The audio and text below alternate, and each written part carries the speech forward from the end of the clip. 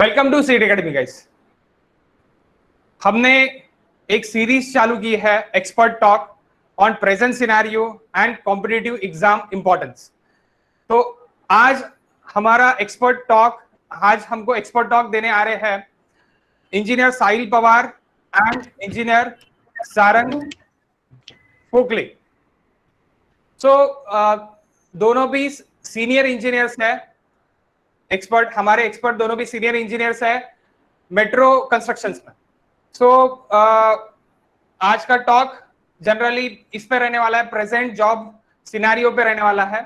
तो ये टॉक चालू करने के पहले आज के दिन का इंपॉर्टेंस क्या है ये समझ लेते गाइस। आज विश्वकर्मा डे है। विश्वकर्मा आप हमारे इंजीनियरिंग के गॉड माने जाते हैं, कि यानी गॉड ऑफ इंजीनियर माने जाते हैं, जिन्होंने द्वारका नगरी खड़ी की है, जिन्होंने बाकी के जो भी टूल्स है वो टूल्स के गॉड माने जाते हैं। तो उनकी पूजा करते हैं आज इंजीनियर, यानी जो भी इंजीनियरिंग टूल्स है, इंजीनियरिंग टूल्स की पूजा की जाती है आज। ओके, सो ये इंपॉर्टेंस है 17 सितंबर का। तो आओ अभी हम एक्सपर्ट टॉक स्टार्ट करते हैं without wasting the time.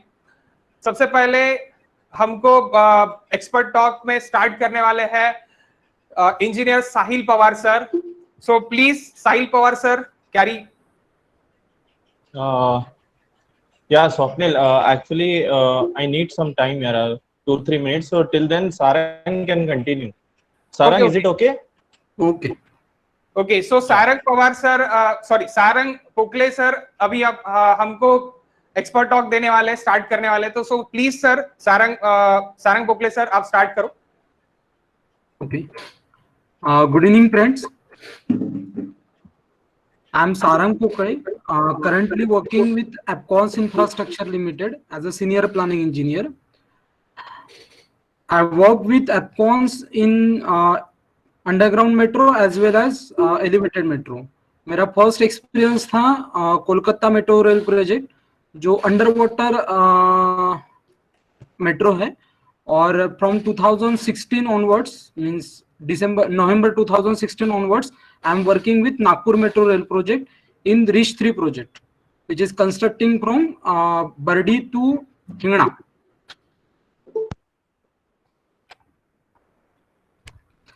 I am working here as a senior planning and costing engineer. So now Sahil can introduce yourself. Please, Sahil sir.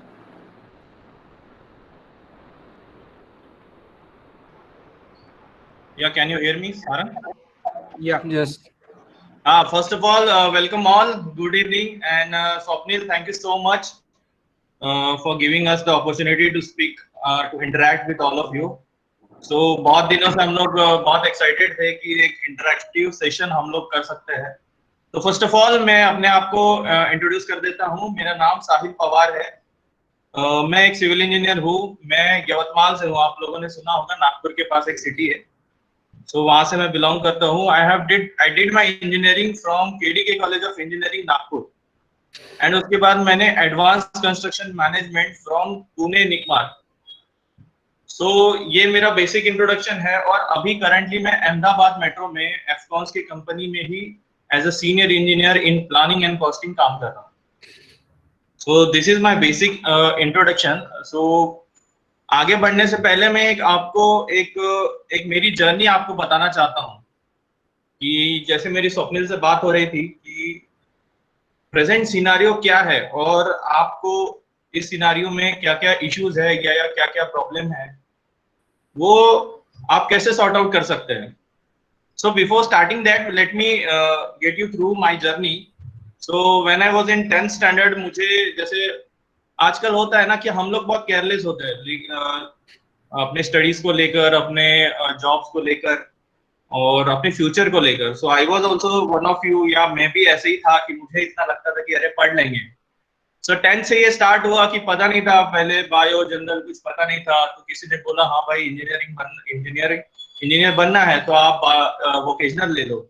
तो वोकेशनल ले लिया, फिर इंजीनियरिंग के लिए एग्जाम दी, फिर पूछा कि कौन से कॉलेज में जाना है। तो मैंने सोचा कि यार कौन से कॉलेज में जाना चाहिए। तो बस दिमाग चला कि हाँ जहाँ दोस्त होंगे वहां चलते हैं, तो मैंने नागपुर चूज किया। So when I was doing my engineering again, मुझे ये भी नहीं पता था कि आप इंजीनियरिंग के बाद क्या करना चाहिए, मुझे जॉब करना चाहिए, आगे पढ़ना चाहिए, या फिर मुझे कुछ अपना ओन कुछ अगर मैं स्टार्ट कर सकता हूँ कहीं से, तो वो भी मैंने एक टारगेट कभी सेट नहीं किया था। बट धीरे धीरे जैसे फाइनल ईयर में आया तब पता चला शायद कुछ ना कुछ अपने पास एक ऑप्शन होना चाहिए। So when I was in final year, हम लोग गेट का फॉर्म भरे थे। My friend Sarang is here with me. NICMAR Pune का फॉर्म जो था वो सारंग ने मुझे फिल करने लगाया। आई एम रियली ग्रेटफुल कि सारंग ने वो मुझे फॉर्म जबरदस्ती फिल करवाया। तो I was lucky enough to crack both NICMAR as well as GATE, but I choose NICMAR. और निकमार में आने के बाद भी फिर वही स्टोरी हुई मेरे साथ कि मुझे मैंने कोई टारगेट नहीं रखा अपने लाइफ में कि इसके बाद क्या करना है, जॉब करना है, कौन सा फील्ड में करना है, कौन से सेक्टर में करना है, ये भी मेरा कोई क्लियर नहीं था। जैसे जैसे एंडिंग में आया सो कैंपस प्लेसमेंट चालू हुए। सो पहले तो निगमार के बारे में लोगों को बता दो कि बहुत लोग वहां पे 100% प्लेसमेंट का मेरे वक्त रेशो था। तो वैसे तो हम लोग बहुत मतलब कंफर्टेबल फील कर रहे थे कि हाँ यार प्लेस तो हो ही जाएंगे कहीं पे। बट देन धीरे धीरे पता चला कि कंपटीशन बहुत है। आपको जहाँ पे जाना है वहां जाने के लिए आपको बहुत टफ कंपटीशन के थ्रू गुजरना पड़ेगा। तो जैसे ही मुझे पता चला कि यार मेरा इंटरेस्ट इंफ्रास्ट्रक्चर में है, स्पेशली मुझे मेट्रोज में जाना है, तो मेट्रोज में जाने के लिए कौन सी कंपनीज है वो थोड़ा सॉर्ट आउट करने में मुझे वक्त लगा। और बिलीव मी गाइज, मेरा एप्टी और मेरा कम्युनिकेशन स्किल्स उस वक्त और अभी भी इतना अच्छा था कि मैं कोई भी जीडी और कोई भी रिटर्न क्रैक कर सकता था। मैंने ऑलमोस्ट 21 कंपनीज के इंटरव्यू दिए, बट मैं सिक्स कंपनीज के 21 कंपनीज में मैंने अपीयर किया। बट मुझे कुछ लगा कि उनका पोर्टफोलियो देखने के बाद किसी में जाना चाहिए, किसी में नहीं जाना चाहिए। कोई मुझे लगा कि लोकेशन मेरे लिए नहीं है। बट फाइनली मुझे लगा 6 ऐसी कंपनी जिसमें मुझे जाना चाहिए, तो मैंने 6 कंपनीज का इंटरव्यू फेस किया और जिसमें मेरा प्लेसमेंट हुआ, मेरा फर्स्ट प्लेसमेंट हुआ था जयपुर मेट्रो में। तो वो मेरे लाइफ का सबसे वर्स्ट इंटरव्यू था। मुझे ऐसा लगा कि मुझे आगे वाले ने इतना बेइज्जत किया है कि इसके बाद शायद मुझे उठने में टाइम लगेगा। But I think that was a tough interview, even वो मुझे टेस्ट कर रहा था। So I was lucky enough. So basically ये जर्नी का बताने का पूरा पर्पस यही था कि लाइफ में एक गोल होना चाहिए। एक आपको हार्डली मैं नहीं बोलता कि पूरा आप अभी से एक ट्रैक बना लो कि हाँ मैं ये करूंगा, बट कुछ एक रफ आइडिया होना चाहिए कि आज से 5 साल बाद, आज से 3 साल बाद, आज से 10 साल बाद आप अपने आप को कहाँ देखते हैं। ये एक अगर आप थोड़ा सा विजन और मिशन अपने दिमाग में बना ले तो हो सकता है उसी के थ्रू आप आगे बढ़े तो आपको कुछ ना कुछ कनेक्शन, कॉन्टैक्ट्स, कोई ना कोई आपको मिले, क्लू मिले, जिससे आप आपके मंजिल की तरफ पहुंचते जाए। और इस उम्र में ऐसा होता है, जब मैं इंजीनियरिंग में था तब मुझे लगता था हाँ यार एमटेक कर लेंगे, हो सकता है टीचिंग भी कर लेंगे या फिर कोई डिजाइनिंग का कोर्स कर लेंगे। तो जनरली क्या होता है, हम अपने आप को लिमिट नहीं करते कहीं पे, हम अपना जो एरिया है वो ओपन रखते हैं। तो वैसे तो इट्स गुड कि हम सारे अपने एरिया, सारे अपने फैक्टर्स ओपन रखते हैं, बट समटाइम मुझे ऐसा लगता है कि हमको अपनी लिमिट्स जो है ना वो पहचान लेनी चाहिए कि हाँ मैं डिजाइनिंग में जाना चाहता हूँ, तो मुझे ऐसा लगता है कि बाकी ऑप्शन मुझे सेकंड और थर्ड प्रायोरिटी पे रख के डिजाइन की तरफ ज्यादा फोकस करना चाहिए। तो ये भी एक ऑप्शन है। सो बाकी जो अभी प्रेजेंट सिनारियो है प्राइवेट में, मैंने सुना है बहुत लोग डरे हुए हैं, बहुत लोग टेंस्ड है कि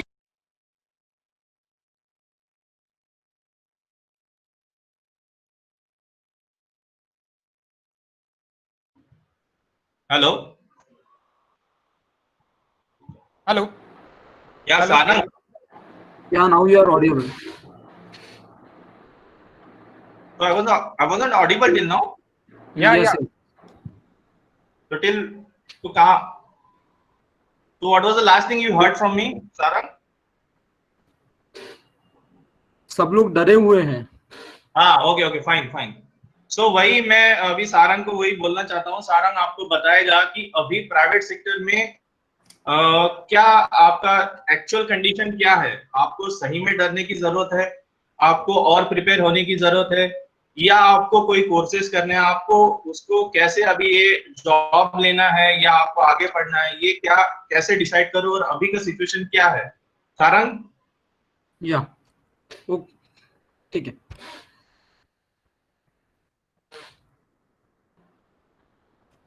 हेलो।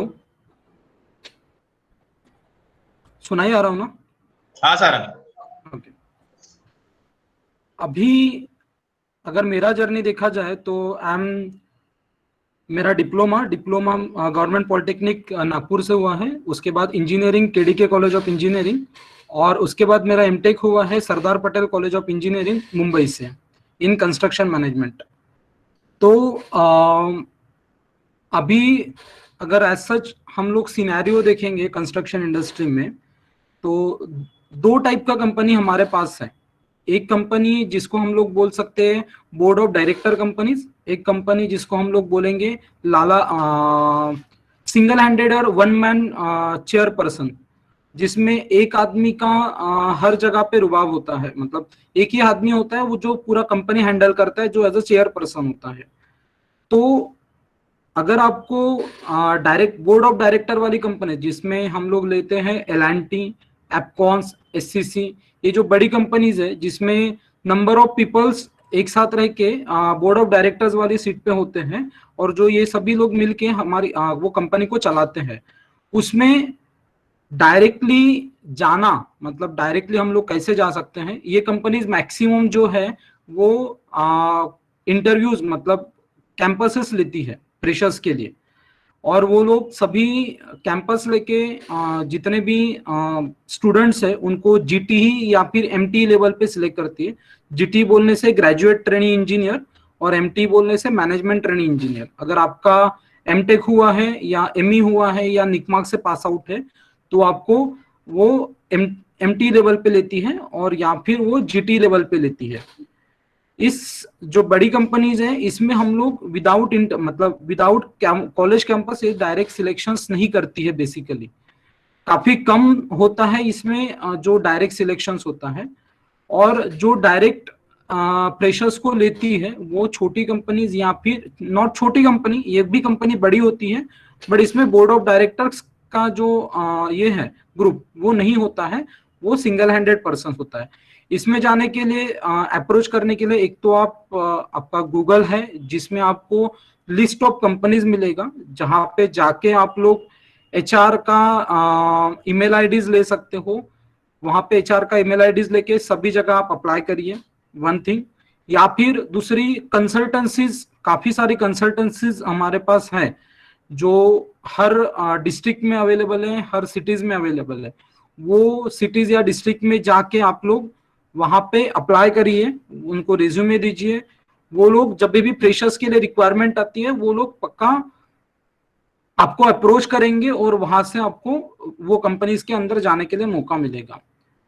अभी एज सच कंपनी में जैसे सब लोग बोल रहे हैं कि ये कोरोना पीरियड में सबको ले ऑफ कर दिया जा रहा है, मतलब कंपनी से निकाल दिया जा रहा है, तो मैं बोलूंगा कि हमारी जो अपनी जो कंस्ट्रक्शन इंडस्ट्रीज जो है, कंस्ट्रक्शन इंडस्ट्रीज में ऐसा कोई भी सिनारियो नहीं है, मतलब किसी को ले ऑफ नहीं किया जा रहा है। हालांकि एक चीज हो रही है कंस्ट्रक्शन इंडस्ट्रीज में कि जो पेमेंट कम होना है, सैलरीज रिडक्शन हुआ है, सैलरीज रिडक्शन, बट वो सैलरी सिर्फ ये कोरोना पीरियड के लिए रिडक्शन हुआ है। जैसे ये कोरोना पीरियड चला जाएगा ये सैलरीज अपने आप वही सेम पोजीशन में आ जाएगी जहां पे वो लोग थे, बट किसी को ले ऑफ नहीं कर रहे वो लोग, वो सबको वो होल्ड कर रहे, बिकॉज उनको पता है जैसे ही प्रोजेक्ट्स आना चालू हो गए वो अल्टीमेटली बंदों को नहीं ढूंढ सकती है, मतलब बंदों को ढूंढना इतना भी आसान नहीं है जितना ले ऑफ करने के बाद मिलता है, बिकॉज नौकरियां मतलब कंस्ट्रक्शन इंडस्ट्रीज में काफी जॉब्स अवेलेबल हैं आज के दिन में भी, जहां पे आपको जॉब्स मिल जाएगा। देन अगर हम लोग फ्रेशर्स की बात करें तो फ्रेशर्स को आज की डेट में क्या करना चाहिए ताकि हम लोग जॉब मिल पाएगा। There are two things, one is skill, one is knowledge. Skills बोलेंगे तो जो एक्सपीरियंस पर्सन्स होते हैं उसमें स्किल्स ज्यादा आती है, because he is doing particular work, मतलब कोई एक काम करते जाता है, मतलब अगर प्लानिंग वाला है तो वो प्लानिंग का काम करते जाता है, या कॉस्टिंग वाला है वो कॉस्टिंग का काम करते जाता है, सबकॉन वाला है तो सबकॉन का, एग्जीक्यूशन वाला है तो मतलब डिपेंड ऑन हिज फील्ड और डिपेंड ऑन हिज व्यू, उसका इंटरेस्ट जहां पे वो जाता है वही वो काम करते जाता है।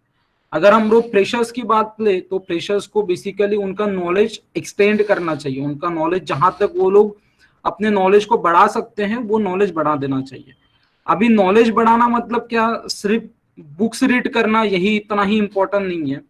तो आप जिस फील्ड में आप जाना चाहते हो, जैसे कोई एस्टिमेशन कॉस्टिंग में जाना चाहता है, अगर एस्टिमेशन कॉस्टिंग बोले तो इंडस्ट्रीज में उसको बोलते हैं क्यूएस, क्वांटिटी सर्वेयर, जो एस्टिमेशन एंड कॉस्टिंग करता है।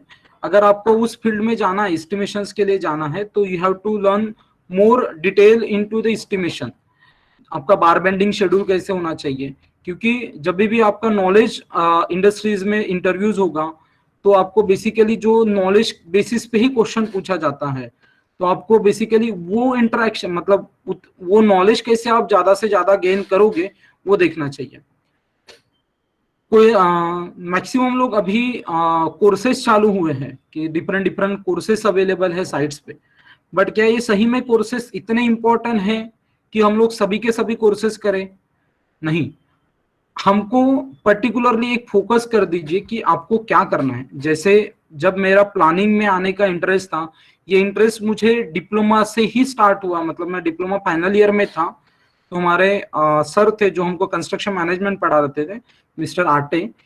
वो आज आटे सर ने उस टाइम पे हम लोगों को निकमार्क के बारे में काफी अच्छा आइडिया दिया था कि व्हाट इज निकमार्क, निकमार्क में क्या होता है, उसके बाद हमारा इंडस्ट्रीज में ग्रोथ कैसे होता है। तो वहां से हम लोगों ने एक लिंक पकड़ा था मैंने कि मुझे जाना है तो निकमार्क जाना है। बट उस टाइम मुझे पता नहीं था कि निकमार्क का मतलब, निकमार्क में काफी सारे क्राइटेरियाज है निकमार्क के अंदर जाने के लिए। जैसे साहिल ने बोला, हम दोनों ने साथ में ही फॉर्म भरा था निकमार्क के लिए, बट अनफॉर्चुनेटली मेरा नहीं हुआ वहां पे। बट उसको मैंने निगेटिव वे से कभी नहीं लिया कि मेरा नहीं हुआ, क्योंकि मेरा गेट का स्कोर आया था, मैंने सेम गेट के स्कोर पे मैंने अप्लाई किया। तो मुझे काफी सारे मतलब आईआईटीज में भी मेरा होने वाला था, but not up to my bench one, मतलब मुझे आईआईटी में मिल रहा था, बट मुझे जिस फील्ड में नहीं जाना था वो मिल रहा था मुझे। सो मैंने आईआईटी चूज नहीं किया, ना ही अपना एनआईटी लेवल पे चूज किया था, क्योंकि मुझे जॉब लेना है। तो बेसिकली जहाँ पे जॉब मुझे मिलेगा, जैसे सरदार पटेल कॉलेज ऑफ इंजीनियरिंग में कंस्ट्रक्शन मैनेजमेंट के लिए काफी एक्सपोजर अच्छा है, वहां पे कंपनीज अच्छी आती है। तो मैंने चूज किया कि मैं करूंगा ऐसी जगह पे जहां पे मुझे इंडस्ट्रीज में जाने के लिए जल्दी मिलेगा, क्योंकि स्ट्रगल कहीं पे भी जाएंगे तो स्ट्रगल्स काफी है। तो आपको बेसिकली चूज करना है कि मुझे कहाँ पे जाना है, क्या फोकस है मेरा। अगर मुझे डिजाइनिंग में जाना है तो मैं डिजाइनिंग से रिलेटेड मेरा नॉलेज कैसे बढ़ाऊं वो मुझे देखना है। लाइक डिजाइनिंग में जाना है तो डिजाइन का नॉलेज, साथ साथ में आपको स्टैट प्रो, जो भी डिजाइन से रिलेटेड सॉफ्टवेयर है जो इंडस्ट्रीज में अवेलेबल है वो आप पढ़ सकते हो। बट हाँ, जो आप सॉफ्टवेयर अवेलेबल होते हैं जब वो पढ़ते हो, उसका डिजाइन अगर हम लोग देखेंगे डिजाइन वाले को काफी यूजफुल होता है। बट बाकी अगर देखेंगे कॉस्टिंग या प्लानिंग, इन लोगों में जब तक आपका इंडस्ट्रियल एक्सपीरियंस नहीं बढ़ेगा, थोड़ा थोड़ा इंडस्ट्रियल एक्सपीरियंस नहीं बढ़ेगा, तो वो सॉफ्टवेयर आप सिर्फ बेसिक लेवल पे सीख सकते हो, ना कि डिटेल्स में जा सकते हो। डिटेल्स मतलब आपको किसी ने एक प्रोजेक्ट दे दिया और बोला कि प्राइमावेरा में इसका प्लानिंग कर दीजिए, so you can't do it without your experience. जब तक आपको एक्सपीरियंस नहीं होगा, हम लोग एक कंप्लीट प्रोजेक्ट को ब्रेक डाउन करना या कंप्लीट प्रोजेक्ट का एक प्लानिंग बनाना वो नहीं हो सकता है। बट हाँ, वो पढ़ा हुआ सॉफ्टवेयर आपको कभी भी काम में आएगा एज अ प्लानिंग इंजीनियर। सो आप एक फोकस अपना टारगेट करिए कि मुझे इस फील्ड में यहाँ पे जाना है। अगर मुझे प्लानिंग जाना है, उसके साथ साथ सेकंड एक चीज है कि अगर हम लोग इंडस्ट्री चूज करते हैं तो कंस्ट्रक्शन इंडस्ट्री में there are different types of industries, like different types of business units are there. एक होता है ऑयल एंड गैस, जैसे आपको पता है। दूसरा होता है इंफ्रास्ट्रक्चर्स, जो हम लोग मेट्रोज, उसके बाद में इंफ्रास्ट्रक्चर्स में मेट्रोज आता है, सिटी के अंदर जो भी ब्रिजेस कंस्ट्रक्शन है वो आता है। थर्ड होता है सरफेस ट्रांसपोर्ट, जिसमें आपको रोड्स रेलवेज आते हैं। नेक्स्ट है underground, sorry hydro, hydro is also good unit. तो आज की डेट में सभी यूनिट्स को उतना ही ये है, real estate is one of the good going industry, जहां पे आपको काफी अच्छा स्कोप मिलेगा। Then next, instead of this, मतलब सिर्फ क्या हम लोगों को कंस्ट्रक्शन इंडस्ट्री में ही जाना एक ऑप्शन है क्या? ऐसा नहीं है। मतलब कंस्ट्रक्शन इंडस्ट्री में तो आप एग्जीक्यूशन, प्लानिंग, कॉस्टिंग, डिजाइनिंग ये सारे तो चीज कर ही सकते हो। इसके अलावा there are different sectors in for the engineers. Like आप बैंक में जा सकते हो विदाउट अपनी कोर फील्ड छोड़े हुए। बैंक में आपके पास जॉब है लाइक रिस्क असेसमेंट, आप देन वैल्यूएशन का काम होता है, वैल्यूएशन का इंजीनियर होता है। देन अंडर राइटर का एक जॉब होता है, जहां पे आप underwriter, as underwriter भी बन सकते हो वहां पे underwrite. Then risk assessment होता है।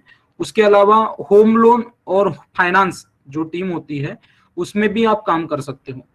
ऐसे ही जैसे बैंकिंग का नाम लेंगे तो मुनीश्रे में आपके लिए जॉब है। Then HDFC bank, ICICI bank, ये सारी बैंक्स में भी हमारे लिए जॉब वैकेंसीज होती है। सो इसको सर्च करने के लिए हमको तो उन सभी बैंक्स के ईमेल आईडीज या बैंक्स के वेबसाइट्स पे जाके वहां पे सर्च करना चाहिए। बट ये सारी चीजें तभी पॉसिबल होगी जब आप अपना एक खुद का सेक्टर चुनोगे कि मुझे कहाँ पे जाना है। जब भी सेक्टर चूज करोगे तब आप एक बार इंटरेस्ट देखिए उसमें, सही में मैं आगे बढ़ सकता हूँ या नहीं बढ़ सकता हूँ। जहां पे मैं बढ़ सकता हूँ उसी इंटरेस्ट को लेके हम लोग आगे अगर देखेंगे और आगे जितना ट्राई करेंगे तो उसमें आपको जॉब फैसिलिटीज ज्यादा इंपॉर्टेंट होती है। देन वन थिंग, जो लोग बीटेक के बाद जॉब नहीं करना चाहते हैं, hello Vaishnavi, any question?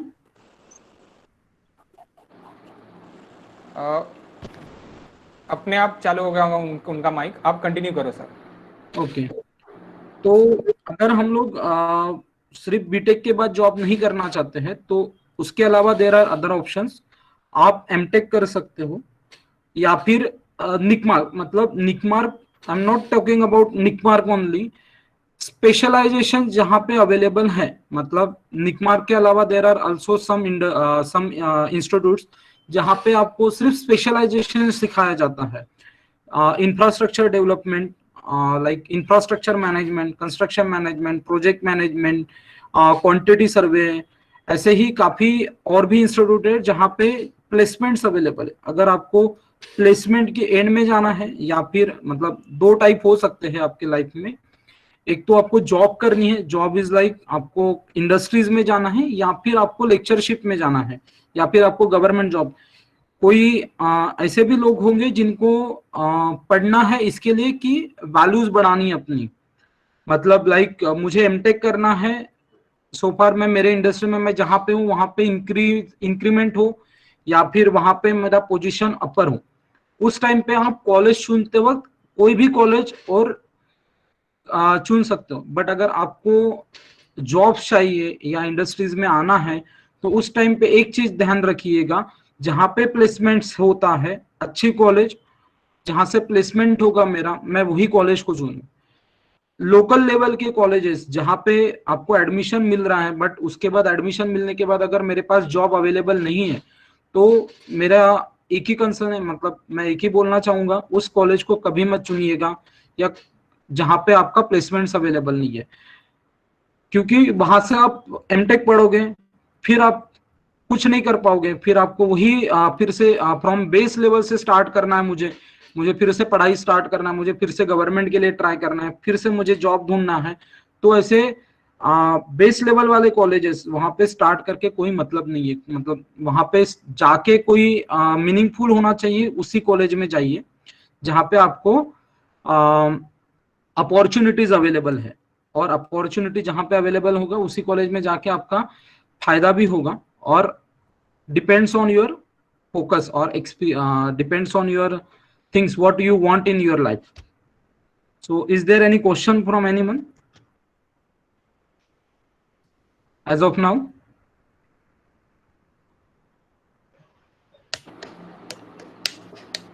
Guys अभी तक कोई क्वेश्चन तो पूछ सकते हैं।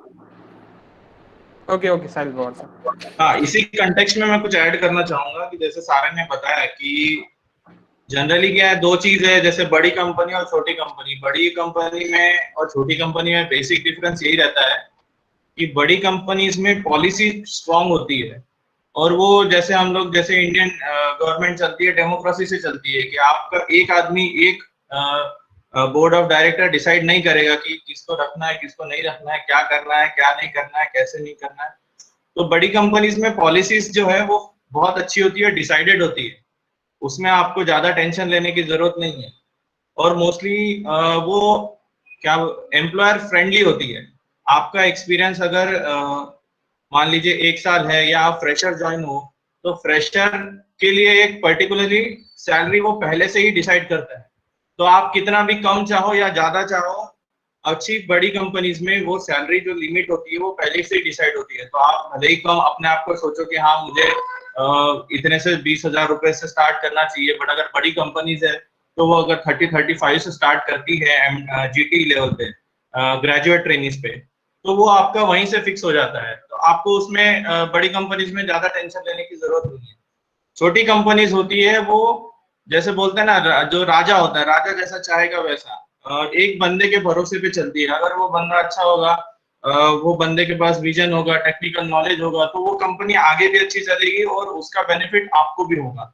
बट इन केस अगर वो सब नहीं है तो आपको भी थोड़ा बहुत सफर करना पड़ेगा। इसलिए मोस्टली जब हम कभी भी चूज करेंगे तो कंपनी सोच समझ के चूज करनी चाहिए कि वो उसकी पॉलिसीज कैसी है, कंपनी कैसी है। प्लस बहुत सारे पॉइंट तो सारंग ने कवर कर ही दिए हैं, बट आपको कहीं लगता है कि आपको आगे जॉब करना है, तो जॉब करने के लिए आपको उस फील्ड में जो स्किल सेट्स की जरूरत है, जो नॉलेज की जरूरत है, उस पर भी थोड़ा सा काम कर लेना चाहिए।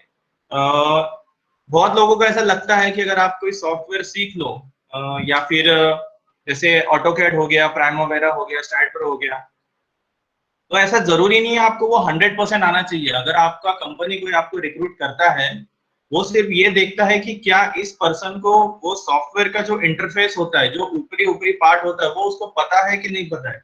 जिसको वो सुपर ऊपरी ऊपरी इंटरफेस पता होता है, उसको वो सॉफ्टवेयर में काम करने में ज्यादा वक्त नहीं लगता है। so he can easily work into that. So इसीलिए मोस्टली चाहते हैं लोग, प्रिफर करते हैं कि हाँ क्या आपने पढ़ाई के अलावा कोई सॉफ्टवेयर कोर्स किया है, क्या कोई और स्पेशलाइजेशन किया है। देन मोस्टली जो आपके एकेडमिक नंबर्स होते हैं वो आपको इंटरव्यू में बैठने तक ही काम आते हैं। कोई है जो 80% है, 90% है, और कंपनी चाहती है कि 70+ या 65+ वाले सारे बच्चे इंटरव्यू दे। तो ये जो आपका एकेडमिक नंबर होता है, ये बहुत केसेस में सिर्फ आपको इंटरव्यू तक बैठने तक ही काम आता है। उसके बाद आप सारे जो अगर 71% पे है वो भी सेम लेवल पे है, जो 90% पे है वो भी सेम लेवल पे है। यहाँ से आपको आगे बढ़ाता है आपका कम्युनिकेशन स्किल्स, आपका जो सॉफ्ट स्किल्स है, उसके बाद आपके नॉलेज कितना है, आप टेक्निकल नॉलेज कितना है, आप लाइफ में फ्लेक्सिबल कितने हो। बहुत बार ऐसा होता है कि आपको कोई डिफिकल्ट सिचुएशन में डाल दिया जाता है इंटरव्यू में या कोई भी ग्रुप डिस्कशन में कि यार ऐसा होता तो आप क्या करते, वैसा होता तो आप क्या करते। ये डिस्कशन से बहुत बार वो यही चाहते हैं, ये देखना कि आप फ्लेक्सिबल कितना हो, आप प्रेशर कितना झेल सकते हो, आपका मेंटल स्ट्रेस को समझने का या उसको बियर करने का कैपेसिटी कितना है। तो ये बहुत जरूरी है कि आप ये सब चीज में भी फ्लेक्सिबल रहो और अपने आप पे काम करो। मोस्टली अगर if anybody would like to tell me communication skills मतलब क्या होता है, कि कोई बताना चाहेगा मुझे कि कम्युनिकेशन स्किल्स का मतलब हिंदी, इंग्लिश, मराठी में क्या होता है? शायद किसी से अच्छे से बात करना, रिस्पेक्ट करना, ओके, पंक्चुअल रहना। ओके सर हाँ मतलब जी, किसी से अगर आपको कोई सिचुएशन दी जा रही है या कोई बातचीत हो रही है तो आप उसको ओके किस तरीके से हैंडल करते हैं, ओके, मतलब बिना आर्ग्यूमेंट, बिना कोई फाइट के आप कैसे सॉर्ट आउट कर रहे हैं situation. Okay. Anyone else? Sir हमें सर किस कम से कम वर्ड्स में अमृत आप बोल लीजिए पहले, फिर आयशा का मौका देते हैं। सर कम से कम वर्ड्स में हम अपनी बात आगे वाले पे रखें। ओके, आयशा? सर हमको अपनी सिचुएशन देख के और हमको क्या हमारा आंसर देना है या फिर बात करनी है, वो जल्दी से क्विक आना चाहिए, और वो अपने पास में टेक्निक रहनी चाहिए कि हमको कौन से टाइम पर कौन सी बात करनी है। Yes. एक्सेस बात नहीं करनी है, जो पॉइंट की बात है वो करनी है। ओके, तो पहले मैं बिलाल को बताना चाहूंगा, उन्होंने जो जवाब दिया है वो मोस्टली रिलेटेड टू बिहेवियर है। वैष्णवी, अमृत और आयशा ने जो जवाब दिया है वो mostly related to man management है, कि आप आगे वालों को कैसे परसीव करते हो। कम्युनिकेशन स्किल्स का सिंपल यही मतलब है कि मैंने आपको जो बोला है क्या वो आपको समझा है। अगर आपका कम्युनिकेशन स्किल्स में आप मराठी में बात कर सकते हो, हिंदी में बात कर सकते हो, आप इंग्लिश में बात कर सकते हो, आप लैंग्वेज में बात कर सकते हो, आप कोई प्रॉप यूज कर सकते हो, बट अगर मैं जो कन्वे करना चाहता हूँ वो अगर आपके थ्रू आपके तक पहुंच रहा है तो मेरा कम्युनिकेशन स्किल्स अच्छा है। बहुत लोग सोचते हैं, एक टाइम तक मैं भी सोचता था कि यार communication skills is equal to English, speaking in English. So speaking in English is alone not efficient और नॉट रिक्वायर्ड सो दैट आप बोलो कि मैं कम्युनिकेशन स्किल में स्ट्रॉन्ग हूँ।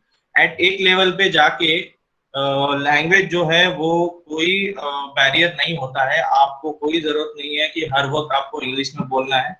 बट जैसे कि आप सब लोगों ने बोला कि आगे वालों को समझाना, आगे वालों को जवाब दे पाना, आगे वालों को हैंडल करना, ये भी बहुत जरूरी, ये एक अलग स्किल है जिसे हम मैन मैनेजमेंट स्किल्स बोलते हैं।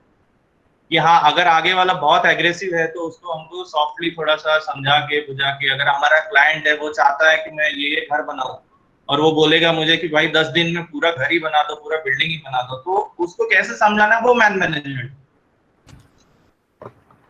तो या सारंग कुछ बोलना है या क्वेश्चंस ले ले अभी? क्वेश्चंस ले ले। और एक चीज मैं ऐड करना चाहता हूँ कम्युनिकेशन स्किल में।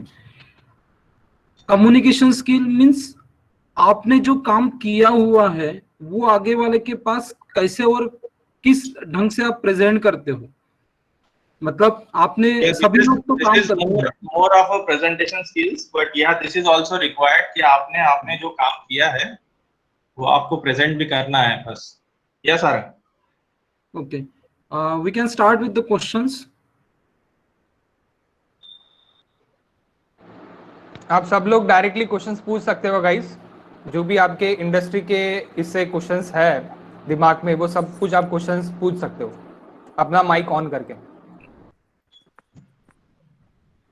स्वप्निल, या someone is writing in chat box, तो अगर चैट बॉक्स में कुछ आ रहा है तो आप वहां से डिटेक्ट कर सकते हो, उसका भी रिप्लाई दे दो। It's about communication skill. हाँ, ललित ने बताया है कि कम्युनिकेशन स्किल्स का मतलब उसने अपने लैंग्वेज में बताया, जो कि बहुत हद तक सही है। Very good.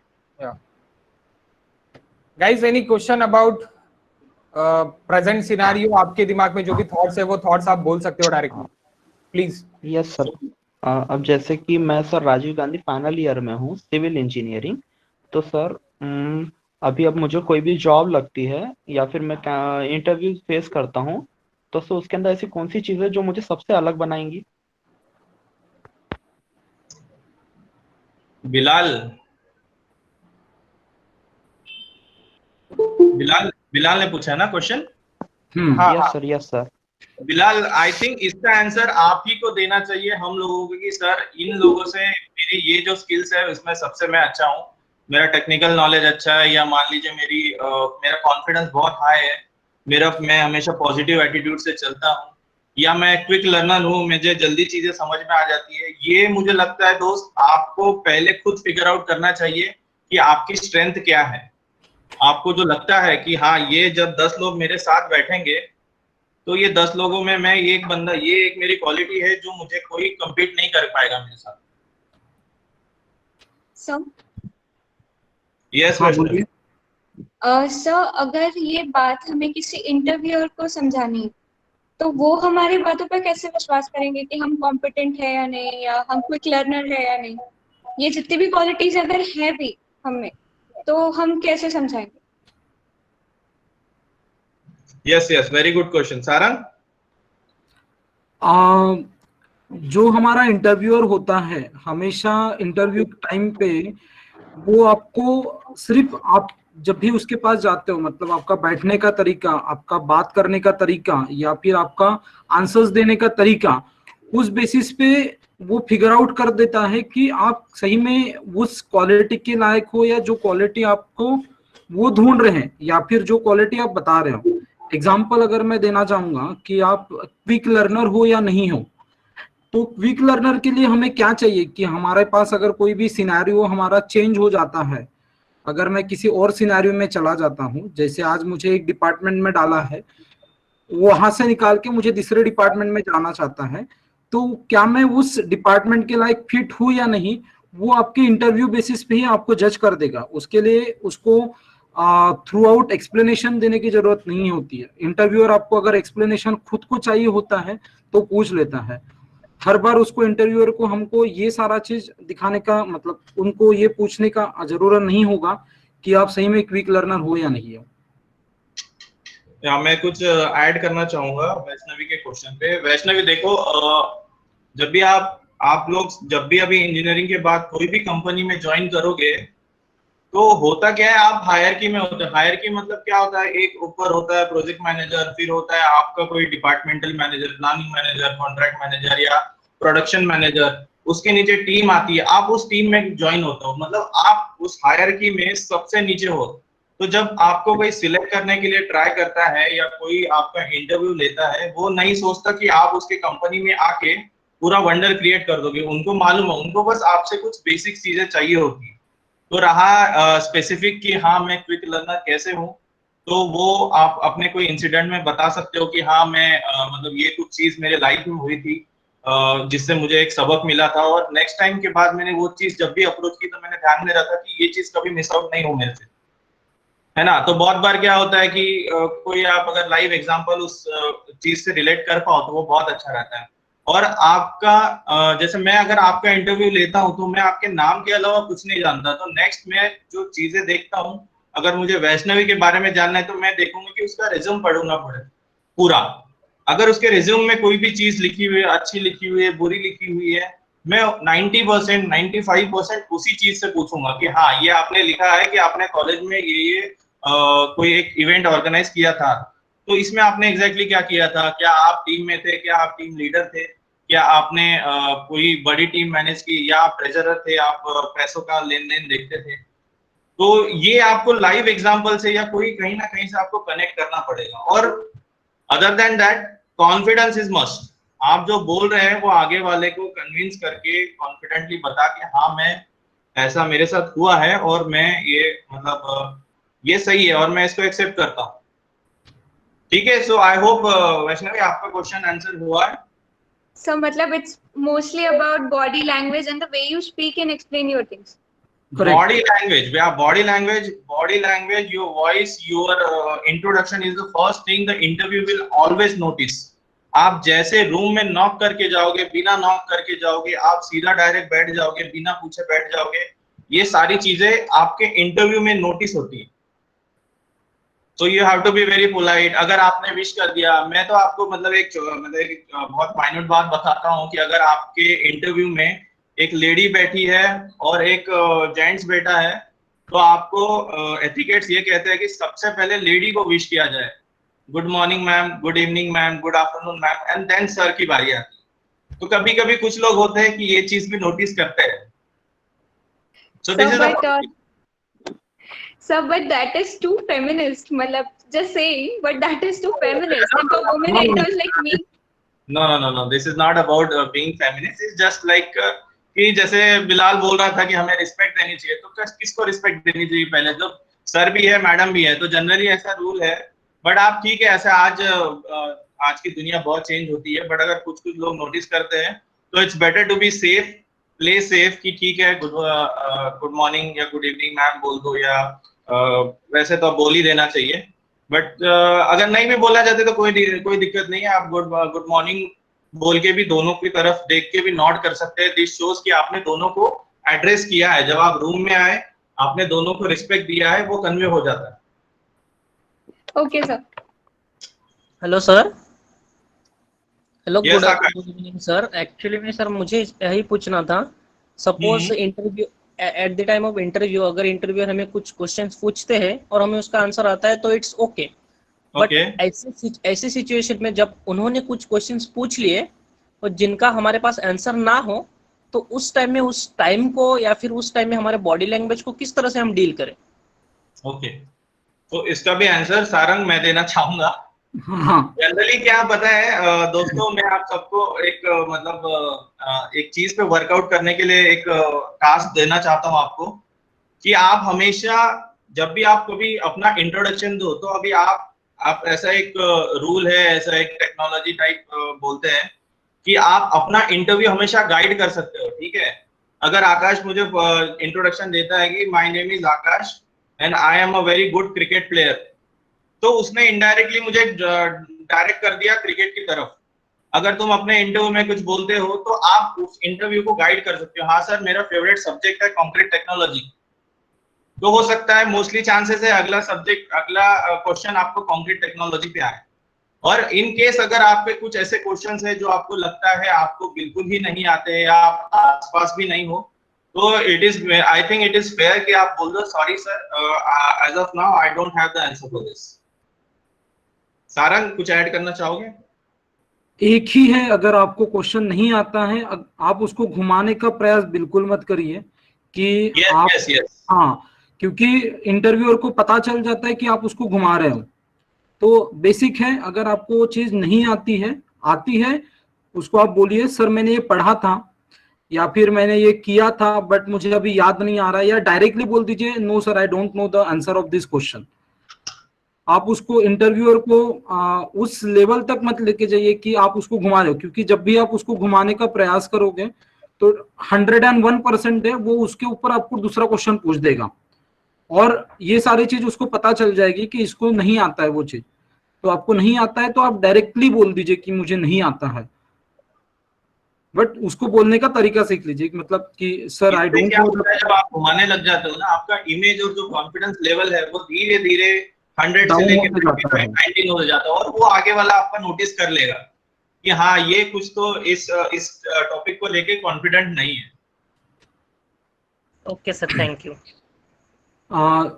1 मिनट, जो भी क्वेश्चंस अभी चैट बॉक्स में आ रहे हैं हम लोग उसको सबसे लास्ट में टैकल करेंगे।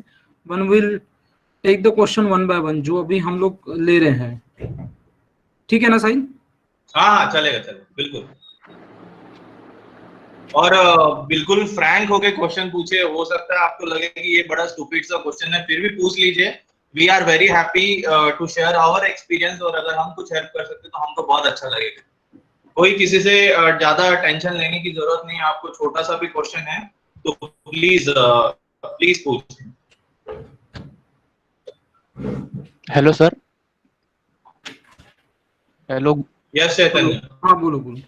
सर, जो मोस्ट ऑफ द कंपनीज होती है वो उनका प्राइम फोकस ये होता है कि ये जो सामने वाला पर्सन है वो हमारे लिए कैसे काम आएगा। तो हमें जब उनको बताना पड़ता है कि मतलब हमें भी ये सोच के जाना पड़ता है कि हमको पहले ये बताना है कि हम उनके काम कैसे आएंगे, तो हम कैसे बताएंगे कि मतलब उनके ऊपर ज्यादा इम्पैक्ट पड़े। नहीं चैतन्य, इतना डिटेल मत सोचो। एक्चुअली देखो, अगर मैं अभी से उम्मीद करूंगा कि तुम मेरे कंपनी में आके बहुत कुछ कर लोगे एकदम स्टार्ट में, तो ऐसा नहीं होगा। ऐसा बहुत रेयर केस में होगा कि कोई एक्स्ट्राऑर्डिनरी आके कुछ एक्स्ट्राऑर्डिनरी काम कर दे, ऐसा नहीं होता है।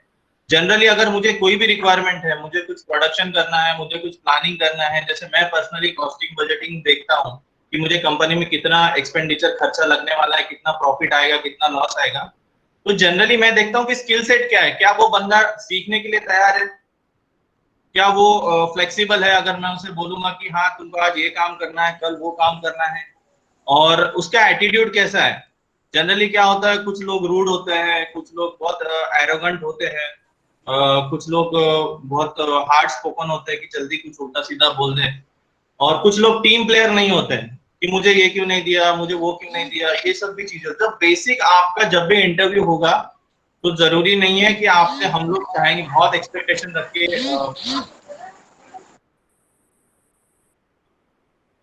तो जरूरी नहीं है कि बहुत जो इंटरव्यू ले रहा है उसको भी बहुत एक्सपेक्टेशन हो आपसे। उसको बस बेसिक चाहिए कि हाँ ये लड़का फ्रेश है, ये बहुत एनर्जेटिक है, ये इसको काम करने का मन है। काम तो जनरली कंपनी ही सिखाएगी आपको। कोई भी कहीं पे भी जाओ, आपको आगे वाला ही सिखाएगा। आपका starting 3 month 6 month 1 ear training period रहेगा ही रहेगा, जिसमें आपको सिर्फ सीखना है। बट वो 1 साल में, वो 6 महीने में आपको प्रूव करना है अपने आप को कि yes you are a quick learner, yes you can adapt to any situation.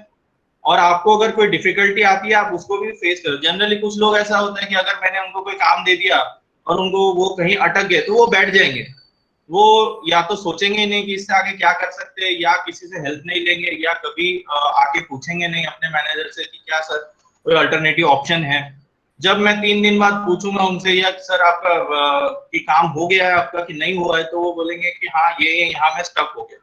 तो दिस शोज कि he was not keen on learning, not on improvement, नहीं चाह रहा था कि मतलब, और हेल्प भी नहीं ली उसने। तो एट द एंड क्या हुआ, मेरा काम नहीं हुआ। मुझे 3 दिन के बाद भी जब मैं उसके पास गया तो काम नहीं हुआ। तो इतना ही रहता है कि इतना टेंशन लेने की जरूरत नहीं है। जब भी आप जाओ बस ये बताओ कि मैं सीखने के लिए तैयार हूँ और मेरे में स्किल सेट्स है, मैं क्विक लर्नर हूँ, या मेरा एटीट्यूड पॉजिटिव है, मैं टीम प्लेयर हूँ। तो ये सब चीजें मेरे हिसाब से इंटरव्यू में बहुत जरूरी है। साहिल, मैं इसमें और एक चीज ऐड करना चाहता हूँ। हम लोग जब आपका इंटरव्यू जब होगा एज अ प्रेशर, तो आपको कोई बड़ा काम कभी नहीं दिया जाएगा, because as a start you are not suppose, मतलब उनकी भी अपेक्षा नहीं होती कि ये आते आते मुझे पूरे प्रोजेक्ट में काम करके दिखाए या पूरा प्रोडक्शन का सिनारियो बता देगा, मुझे प्रोडक्शन में इंप्रूवमेंट करके देगा, मुझे यहाँ पे कॉस्ट सेविंग करके देगा। ऐसा कभी नहीं होता। इसीलिए फ्रेशर्स जब भी आता है, ही विल टेक, किसी को 1 साल लग जाता है सीखने के लिए, कि कोई ऐसा होता है जो 1 महीने में भी सीख जाता है। तो आप इतना कोशिश करना है आप सब लोगों को कि जब भी आप कोई इंडस्ट्रीज में जाते हो या कहीं भी कंपनी में जाते हो, तो आपके जो स्किल्स है, आपकी जो नॉलेज है, उसको आप यूटिलाइज करके जो आपको सिखाया जा रहा है, जो आपसे करवाया जा रहा है, उसमें आप इंप्रूवमेंट किस तरीके से लेके आओगे और कितना जल्दी फास्ट या कितना फास्ट आप उसको गेन कर पाओगे। जितना फास्ट उस चीज को आप गेन कर पाओगे, उतना फास्ट आपका यहाँ पे प्रमोशंस या फिर स्किल सेट जो इम्प्रूवमेंट जिसको बोलते हैं हम लोग, आपकी अपॉर्चुनिटी जो बढ़ने वाली है वो ज्यादा बढ़ती है। Sir one more question. बोलिए चलिए। सर हमें अगर अपने स्ट्रॉन्ग पॉइंट्स उनको बताने हैं तो हमें वेट करना पड़ेगा कि वो हमसे पूछे, कि हमें अपने इससे बताना पड़ेगा? नहीं, first question you will always hear कि Chaitanya please tell me about yourself. So it's up to you कि अगर आप उनको ओपनिंग देना चाहते हैं कि sir my name is Chaitanya and I am very good in this subject, this is my favourite subject, तो आपने उनको ओपनिंग दे दी, तो मैं जरूर नेक्स्ट क्वेश्चन उसी सब्जेक्ट से रिलेटेड 99% पूछूंगा। तो ये आपके ऊपर है। स्टार्टिंग में जब आपसे इंट्रोडक्शन, मैंने अपने इंटरव्यूज टाइम के मैं भी ये गलती करता था कि बहुत लोगों को लगता है कि अगर आपसे पूछा जाए टेल मी अबाउट योरसेल्फ, तो बहुत लोग सोचते कि यार वो तो मैं बता ही दूंगा, वो तो मैं टाइम पे नाम वाम तो बता ही दूंगा। लेकिन this is again your first impression कि आप अपने बारे में एग्जैक्टली क्या बताते हो। आप अपने फैमिली मेंबर्स को ज्यादा इंपॉर्टेंस देते हो, या आप अपने होम टाउन को इंपॉर्टेंस देते हो, अपने कॉलेज को इंपॉर्टेंस देते हो, आप अपना फेवरेट सब्जेक्ट बताते हो, या अपना कोई स्ट्रेंथ बताते हो, ये आपके ऊपर। तो this is again very necessary. Everyone who is listening today, tell me about yourself is the first question जो आपको प्रिपेयर करना ही करना है। ये आप कभी मत सोचना कि मैं वहां जाके नाम तो बता ही दूंगा। Tell me about yourself is a must prepare question.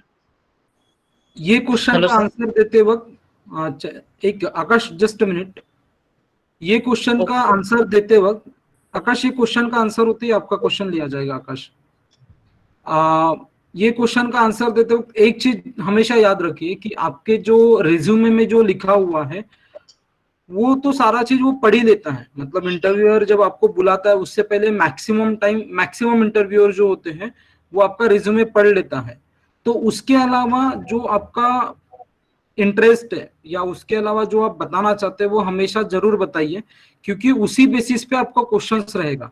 आप आपके रिज्यूम में नहीं लिखते हो कि मेरा फेवरेट सब्जेक्ट कंक्रीट टेक्नोलॉजी है या मेरा फेवरेट सब्जेक्ट प्रोडक्शन है या फिर मैकेनिकल से रिलेटेड जो भी आप लोगों का सब्जेक्ट हो, वो कभी आप अपने रिज्यूमे में नहीं लिखते हो। तो आपका जब अपना खुद का इंट्रोडक्शन देते हो ना, उसी टाइम पे वो सारी चीजें कवर अप करिए, जिसके बेसिस पे आपको आगे वाले से क्वेश्चन चाहिए, आगे वाला आपसे पूछना चाहिए, वो ज्यादा ध्यान में रखिएगा। हाँ आकाश बोलिए। आप अपना हॉबी भी बता सकते हैं। अगर आपने बोल दिया कि माय हॉबी इज ट्रैवलिंग, तो हो सकता है नेक्स्ट क्वेश्चन आप पे ये आ जाए कि भाई कहाँ कहाँ घूमे हो आप, है ना। वो भी क्वेश्चन आपको रेडी रखना है कि ये नहीं कि बोल दिया हाँ माय हॉबी इज ट्रैवलिंग और मैं कहीं घूमने गया ही नहीं, बस आज मतलब सिटी के अंदर ही घूमा हूं। या मैंने बोल दिया कि my hobby is like arranging events, college में जितने भी इवेंट हुए सर मैं हमेशा अरेंज करने में हेल्प करता हूँ, कमेटी में होता हूँ। तो ये सब भी आपको फिर प्रूव करना पड़ेगा। हाँ सर मैं लीडरशिप स्किल में अच्छा हूँ, मेरे कॉलेज में एक इवेंट हुआ था, या हर साल एक स्पोर्ट्स इवेंट होता है जिसका हेड मेंबर मैं रहता हूँ या टीम मेंबर मैं रहता हूँ, जिसमें मैं ऑर्गेनाइज करता हूँ। तो ये सब चीजें भी आपकी स्किल्स बताती है, लीडरशिप स्किल्स बताती है, और इसी से एक ओपनिंग मिल जाती है आगे वाले को कि हाँ इसी से रिलेटेड वो क्वेश्चन पूछ सकता है। ये आकाश। सर एक्चुअली मेरा क्वेश्चन वही था कि जब इंटरव्यूअर पूछते हैं कि टेल मी अबाउट योरसेल्फ, तब हमें उसका एक स्टैंडर्ड आंसर कौन सा देना चाहिए, हमें उसमें कौन से पॉइंट्स ऐड करने चाहिए या फिर कौन से पॉइंट्स रिमूव करना चाहिए, वही था मेरा आंसर एक्चुअली, मतलब question actually. So you got basically your answer or you- नाम के अलावा मोस्टली रेज्यूम का सारा चीजें बताना अवॉइड करिए। रेज्यूम तो उनके पास है, बेसिक आपका इंजीनियरिंग, लास्ट जो क्वालिफिकेशन आपका रहेगा इंजीनियरिंग रहेगा, डिप्लोमा रहेगा, एमटेक रहेगा वो, और उसके बाद आपके ऊपर है। ये बहुत मतलब बहुत जो बंदा ये चीज को सीख गया उसके लिए बहुत ज्यादा इजी हो सकता है कि नेक्स्ट क्वेश्चन क्या आना है ये आप ही के हाथ में है। अगर आपने उनको ओपनिंग दे दी कि मुझे मेरा स्ट्रेंथ ये है, मुझे लगता है मैं एक टीम प्लेयर हूँ सर, मुझे लगता है मैं एक क्विक लर्नर हूँ, तो मोस्टली उसी पे क्वेश्चन आएगा कि आपको ऐसा क्यों लगता है। तो आपको कोई एक एग्जांपल उससे रिलेट करना है कि हाँ ये इंसिडेंट से मुझे लगता है मैं तो बहुत जल्दी सीख जाता हूँ। कल मुझे मेरे मैडम ने एक असाइनमेंट दिया था, एक चैलेंज दिया था, एक टास्क दिया था, वो मुझे स्टार्टिंग में 10 मिनट डिफिकल्ट लगा, बट वंस मैंने थोड़ा सा थरो स्टडी किया तो बाद में मुझे वो बड़ा इजी लगा। तो दिस शोज कि यू आर लर्निंग वेल, आप अडेप्ट भी कर रहे हो। थोड़ा डिफिकल्ट लग रहा था आपको स्टार्टिंग में, बट बाद में बहुत इजी होता गया आपके लिए। सो या हेलो सर। यस सर अगर यही सेम क्वेश्चन मैं आप दोनों को पूछूं तो आप दोनों उसका मतलब कैसे आंसर करेंगे कि मतलब हम उससे सीख सके कि आपका आंसर से मतलब कुछ पॉइंट हम नोट कर सके कि अगर आपको इंटरव्यू ही ले रहे हैं आपका अभी। you are asking about strengths or just about what or just about the introduction? No sir, Rajnish is no sir, asking अगर about- आपको वही same Tell me about yourself. Okay. या सर मतलब अगर सेम क्वेश्चन अगर आपको पूछा जाए तो आप उसको कैसे आंसर करेंगे? So yeah, okay. Hello guys, my name is Sahil Pawar. My qualification is from Nikmar, Pune. My dream was to be here. Advanced construction management was always on my cards. Engineering, after engineering, I had two options: either to go for MTech or either to go for a Nikmar. But I choose Nikmar because advanced construction management is a branch where my interest lies. I think I can be aware this subject. I find this subject is a very interesting subject, and I hope I can do my career in this subject. So this is ऐसे आप थोड़ा सा एक positive impact बोल सकते हो कि हाँ आप ये चीजों में, जैसे मैंने बहुत चीजों में इंटरव्यू में एक चीज देखा है कि अगर आपके पास कोई गोल हो या कोई एक विजन हो, विजन मतलब ये होता है कि जनरली आप देखते कैसे कि आगे कैसे बढ़ना है। आपने आज आपने ये सेशन अटेंड कर लिया, लेकिन आप कल क्या करने वाले हैं, परसों क्या करने, ये एक विजन होता है जनरली। अगर ये विजन आप एक्सप्रेस कर देना तो वो भी एक चीज है। जनरली आपको अगर आप जब भी इंटरव्यू फेस करोगे, एक और कॉमन क्वेश्चन होता है कि where do you see yourself in 5 years। तो जनरली यू कैन से अगर आप कोई पोस्ट के लिए अप्लाई कर रहे हो तो उसका कोई एक सीनियर पोस्ट आप बता सकते हो कि सर मैं आज इंजीनियर ज्वाइन कर रहा हूँ, I see myself as a senior engineer in next 5 years। I see myself as a senior engineer in planning and costing in this project. I see myself as a government employee in next 5 years. I see myself doing as a banker's job in this bank करके। तो ये भी आप एक vision उनको बता सकते हो। Yeah. So Yes, Vaishnavi. sometimes it happens कि हम over ambitious अगर हम इस कंपनी में सिर्फ 2 साल 3 साल काम करना चाहते हैं और आगे हमारा कुछ और भी प्लान है, तो हमें शायद मतलब अगर हमने बता दिया तो ये गलत इम्पैक्ट पड़ सकता है, या हम सेम कंपनी में कंटिन्यू नहीं करने वाले हैं? इसका नो वैसे it is again not a good option to tell them कि मैं आपकी कंपनी के लिए शॉर्ट स्पैन के लिए ज्वाइन करने वाली हूँ। जनरली आपको कभी भी पूछे कि आप ये कंपनी क्यों ज्वाइन करना चाहते हो, तो आप बता सकते हो कि सर आपकी company Afcons infrastructure limited is morally into construction company, morally into building underground metro stations, और मुझे अंडरग्राउंड मेट्रो स्टेशन का पार्ट होना है। मुझे बहुत अच्छा लगता है अंडरग्राउंड मेट्रो स्टेशन बनाना, मेट्रोज में कंस्ट्रक्शन पार्ट में मुझे बहुत अच्छा लगता है।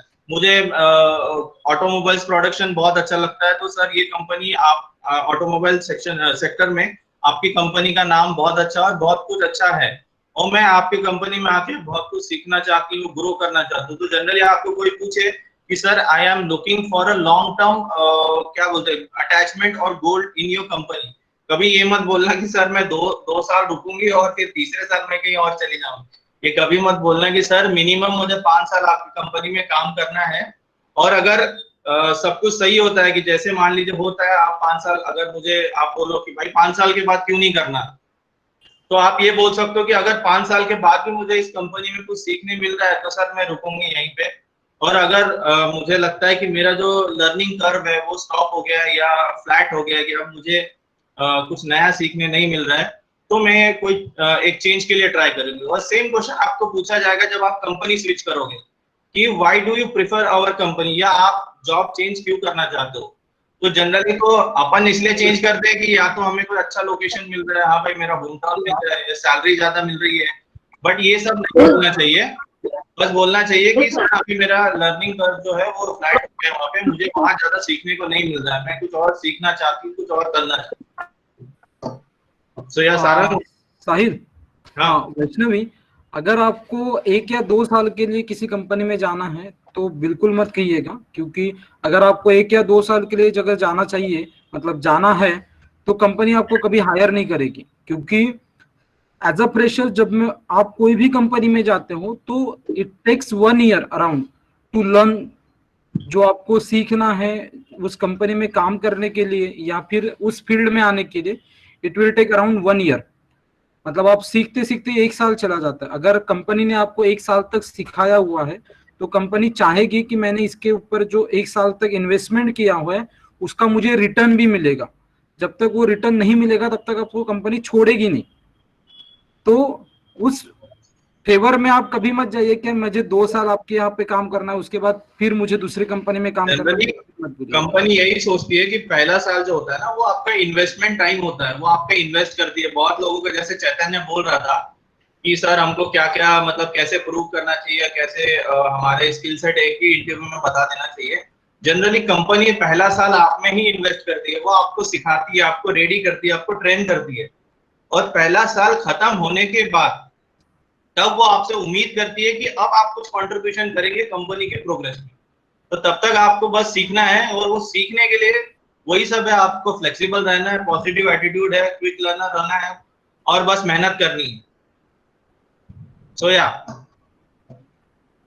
Thank you sir. Next question.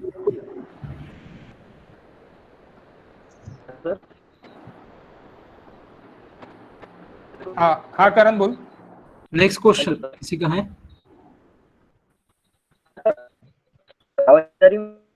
हाँ करण बोलो। Hello sir. हाँ करण या करण आपकी आवाज ब्रेक हो रही है। जॉब चाहिए तो हाँ सर अभी आपकी आवाज ब्रेक हो रही है। एक काम करिए आप करण, चैट बॉक्स में टाइप कर दीजिए, चैट बॉक्स में लिखिए। Okay sir. So till then we can have next question.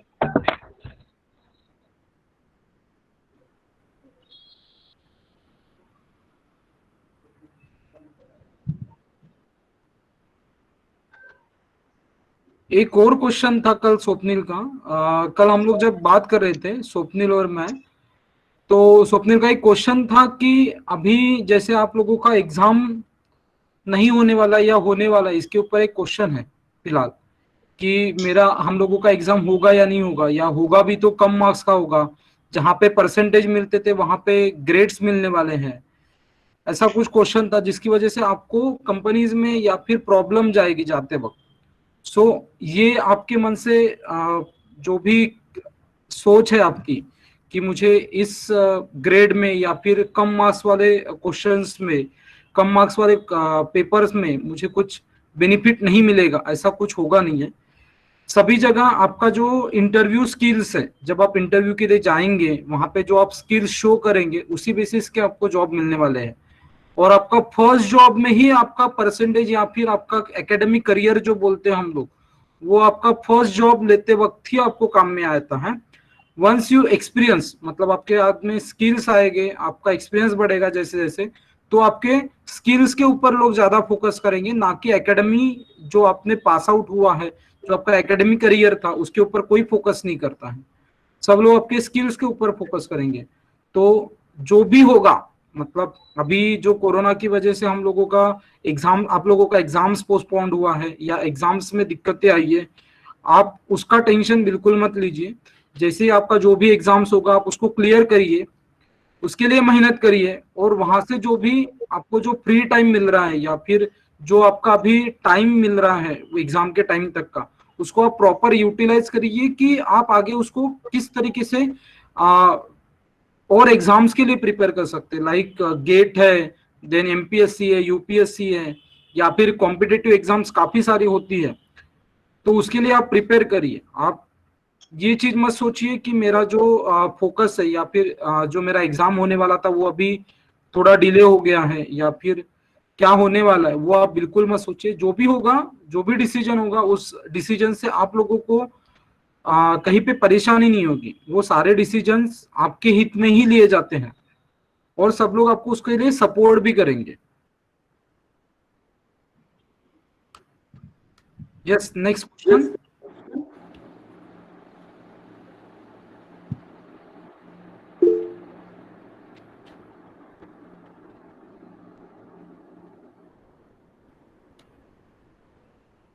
Okay, हम इसके क्वेश्चंस लेते सर चैट बॉक्स के अभी।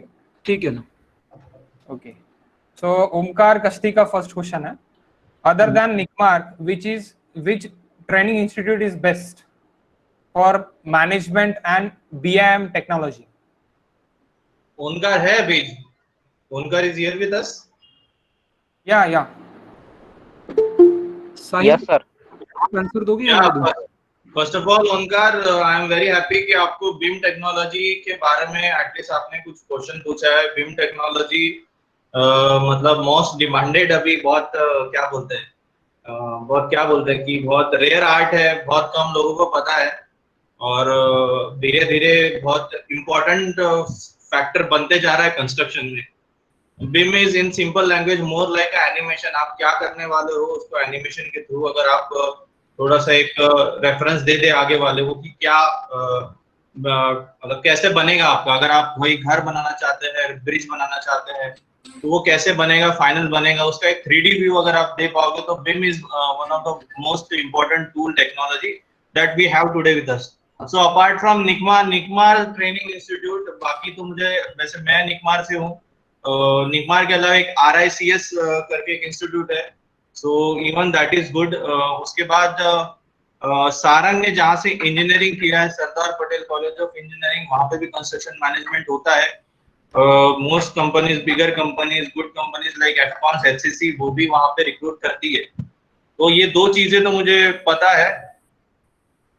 उसके अलावा हाँ जी, उसके अलावा NITs में, NIT वारंगल में कंस्ट्रक्शन मैनेजमेंट होता है। ओके साहिल, इसका आंसर और भी आगे कंटिन्यू करूंगा। अगर आपको इंस्टीट्यूट्स के बारे में जानना है तो सबसे पहले जो भी आप इंस्टीट्यूट चूज करने वाले हो, मतलब not only, I am not talking about NICMAR of RICS, इसके अलावा भी काफी इंस्टीट्यूट है, जैसे MIT पुणे में फेमस है, आप जहाँ पे कंस्ट्रक्शन मैनेजमेंट अवेलेबल है, SPC, COE, VJTI, काफी इंस्टीट्यूट्स है जहाँ पे number of fields, different field के बारे में आपको एक्सपर्टाइज किया जाएगा। बट आप जब भी जाते हो उस फील्ड में, तो आप एक चीज ध्यान में रखिएगा कि निकमार्क में मेरा एडमिशन नहीं हुआ या फिर RICS में नहीं हुआ, तो अदर देन जो भी मैं इंस्टीट्यूट चूज करने वाला हूँ, वहां पे कंपनीज आती है या नहीं आती है, वो कंपनीज जो हमको जॉब दिला पाएगी।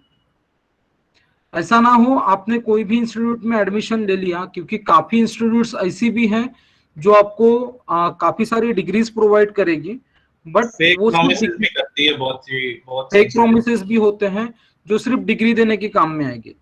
और बीम का अगर देखा जाए तो आपको बीम का एक बेस्ट एग्जांपल मैं देना चाहता हूँ। नागपुर मेट्रो में बीम यूज हुआ है, आईडी बीम जिसको बोलते हैं, जहां पे अगर एमडी या फिर इनका जो मेट्रोस के ऑफिसेस हैं वहां पे लाइव डेमोन्स्ट्रेट होता है कि एक 3D मॉडल बना हुआ है जिसमें कॉन्ट्रैक्टर जो प्रोग्रेस अपडेट करता है वो उनको डायरेक्टली ऑन स्क्रीन आईडीबी में दिखाया जाता है कि what exactly progress is going on.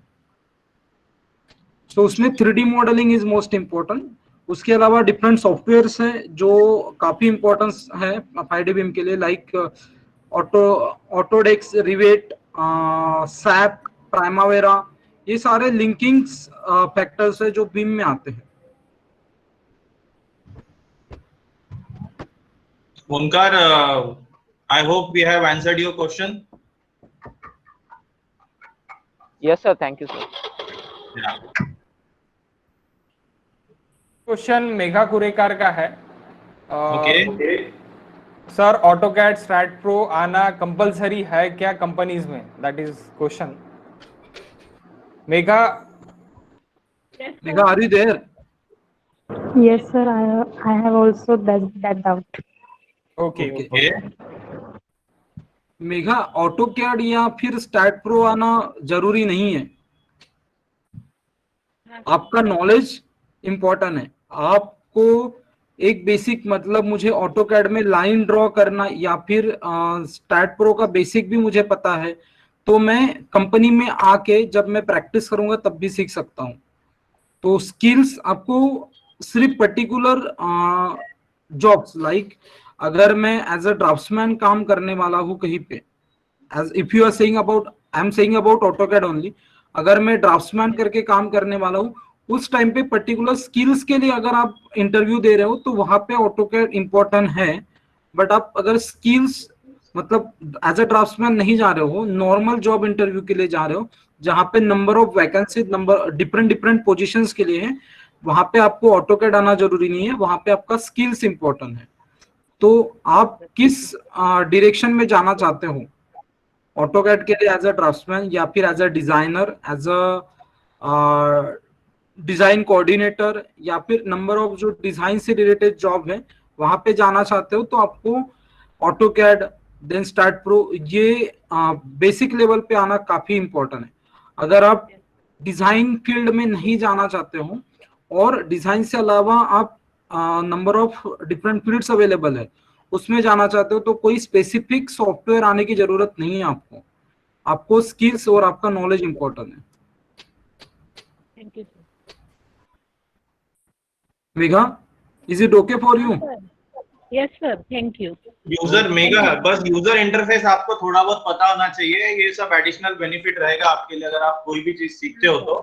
But आप ये मत सोचना कभी कि अगर मैंने कोई ऑटोकैड कोर्स किया है तो कोई मुझे कंपनी हायर करके सीधा ऑटोकैड का काम दे देगी, ऐसा कभी नहीं होगा। आपको ट्रेनिंग दी जाएगी, आपको मौका मिलेगा, आपको सीखने का मौका मिलेगा, आपको अपने आप को प्रूव करने का मिलेगा, आपको अपने स्ट्रेंथ, अगर आप ऑटोकैड सीख के आते हो, स्टैट प्रो सीख के आते हो, लेकिन आप कोई प्लानिंग डिपार्टमेंट में जाना चाहते हो, AutoCAD and STAAD Pro are more related to design, okay. तो आप कोई प्लानिंग में जाना चाहते हो, कॉन्ट्रैक्ट में जाना चाहते हो, कोई फाइनेंशियल इंस्टीट्यूट में जाना चाहते हो, तो आपके स्ट्रेंथ से भी पता चल जाता है। हाँ, sir. Thank you. Hello sir.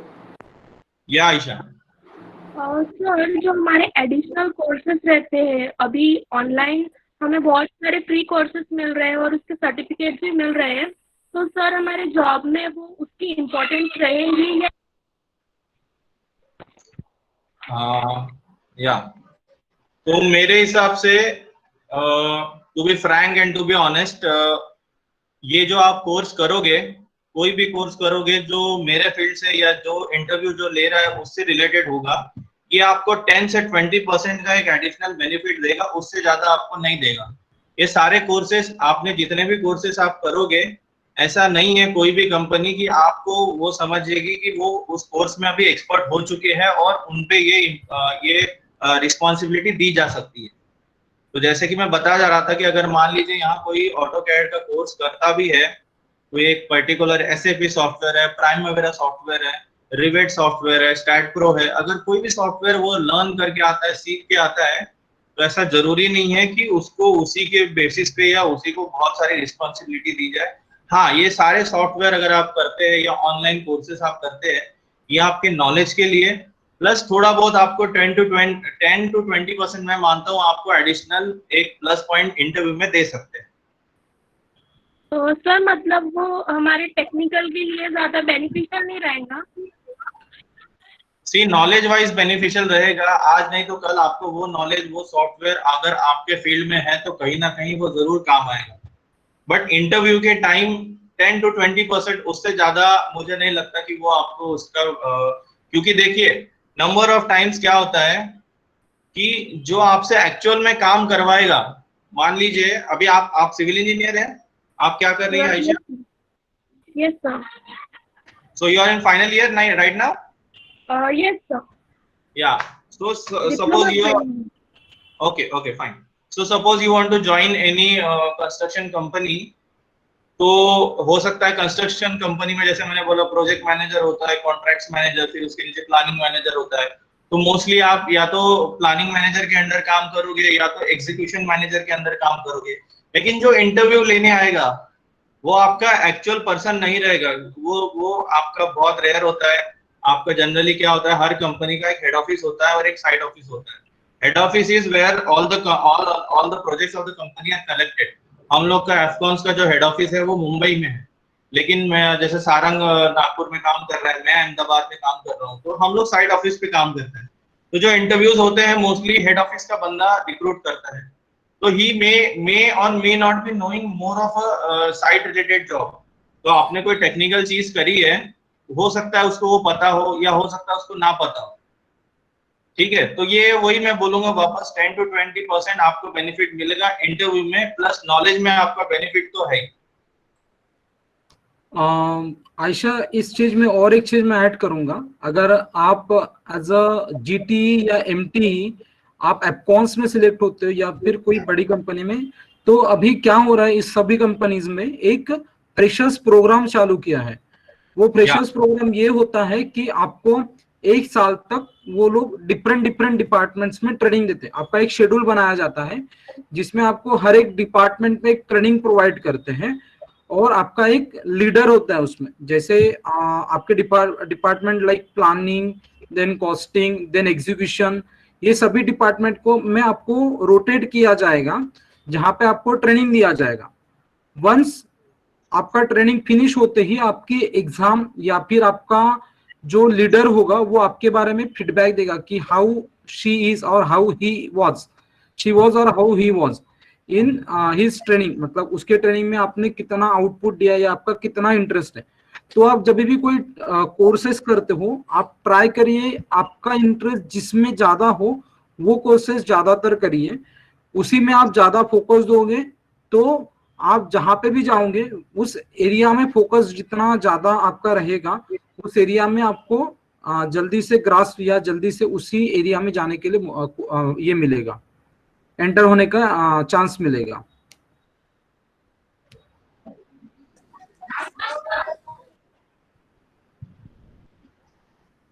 Okay sir, thank you. Okay, और कोई क्वेश्चन है तो डायरेक्टली पूछ सकते हैं आप।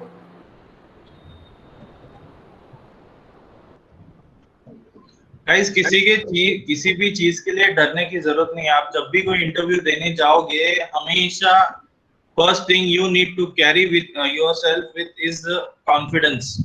आपको कॉन्फिडेंस दिखाना है कि हाँ सर, मैं ये जॉब के लिए रेडी हूँ, मैं ये कर लूंगा या ये मैं कर लूंगी। और अगर कोई भी लड़की है जो उनको लगता है कि working in a construction life और in a construction company is difficult, तो लेट मी टेल यू कि थिंग्स आर चेंजिंग नाउ। सब कुछ चेंज हो रहा है। मोस्टली कंपनीज में, मोस्टली हेड ऑफिस कंपनी में 50% minimum are working employees are women. और कोई ऐसा ये नहीं है कि उनके लिए सेफ एनवायरनमेंट नहीं है, फ्रेंडली एनवायरनमेंट नहीं है या कुछ उल्टा सीधा, ऐसा कुछ भी नहीं है। Men and women are equally working together. तो अगर किसी को लगता है कि it's very difficult for women to get a job in construction industry, तो प्लीज वो भी अपने दिमाग से निकाल दीजिए। इट्स वेरी मतलब अब सब नॉर्मल हो चुका है। हाँ, working in site is bit difficult, अभी वो भी चेंज हो रहा है। साइट पे ज्यादा लोग नहीं है अभी भी, हार्डली 1-2% या 5% तक है। बट हेड ऑफिस रोल तक अगर आप जाओगे या ऑफिस रोल में जाओगे तो 50% मिनिमम आपको फीमेल एम्प्लॉयज दिखेंगी ही दिखेंगी।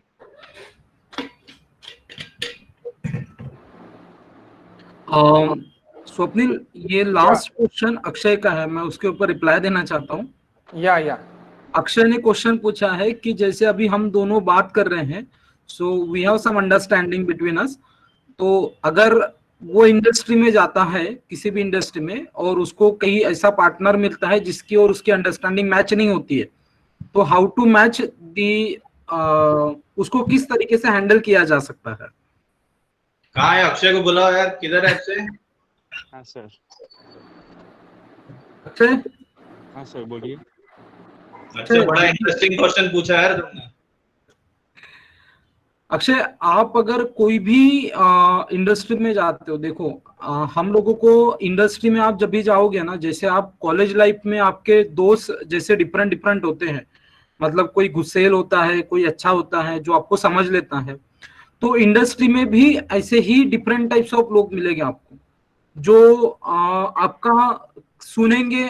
मुझे नहीं पता कितना लोग सुनेंगे, क्योंकि अगर मैं मेरा जर्नी बोलना चाहूंगा तो मेरे साथ, मैं सबसे पहले जब भी स्टार्ट हुआ था मेरा इंडस्ट्री में, तब मुझे ट्रेनिंग देने के लिए मुझे इस ऐसे प्रोजेक्ट में डाला गया था जो प्रोजेक्ट कंप्लीटली बंद था।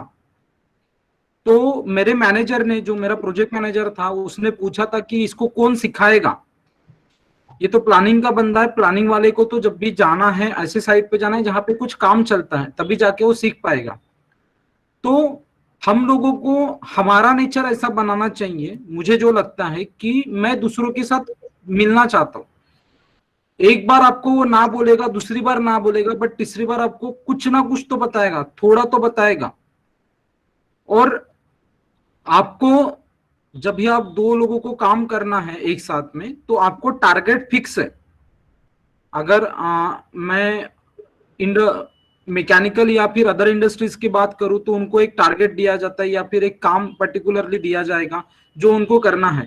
या हमारे इंडस्ट्री में भी हम लोग बोलेंगे, अगर कोई भी डिपार्टमेंट लेंगे तो सबको एक टास्क दिया जाएगा और आप सबके ऊपर एक हमेशा बॉस बैठा हुआ होता है।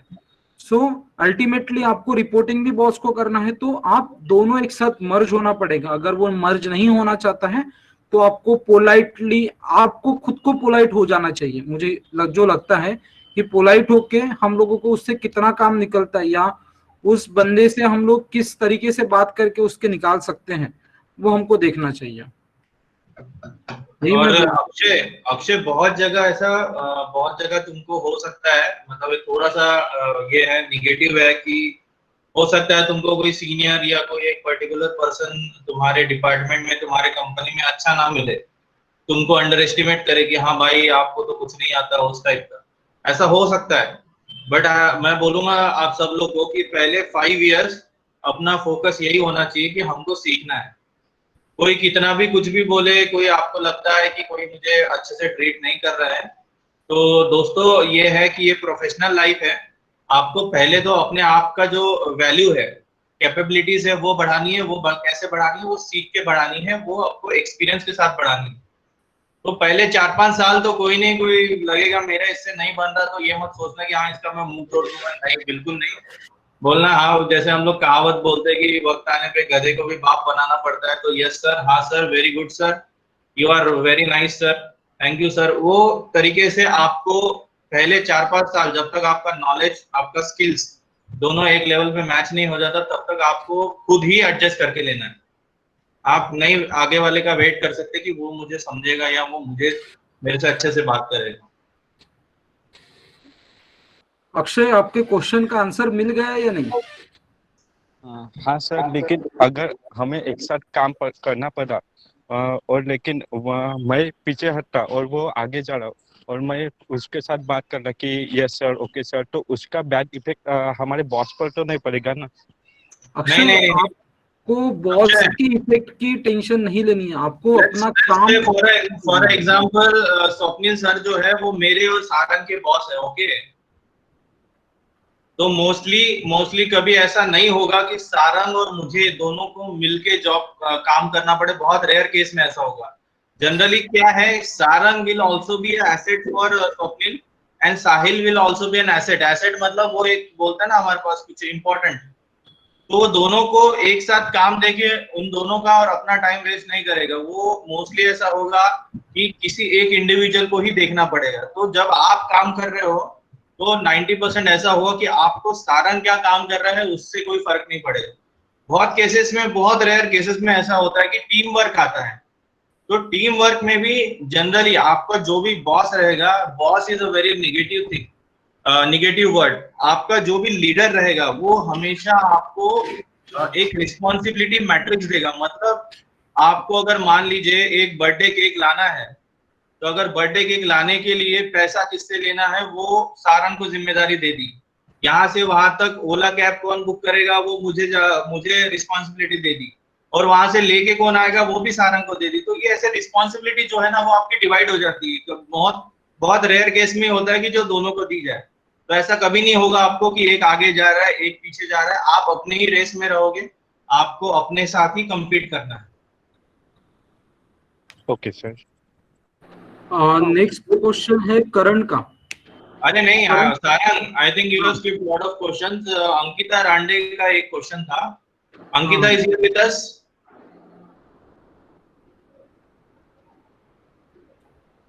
Yes, sir. Actually, you have already answered this question. Okay. One more question is there from Ankita related to risk assessment. That Ankita is here with us.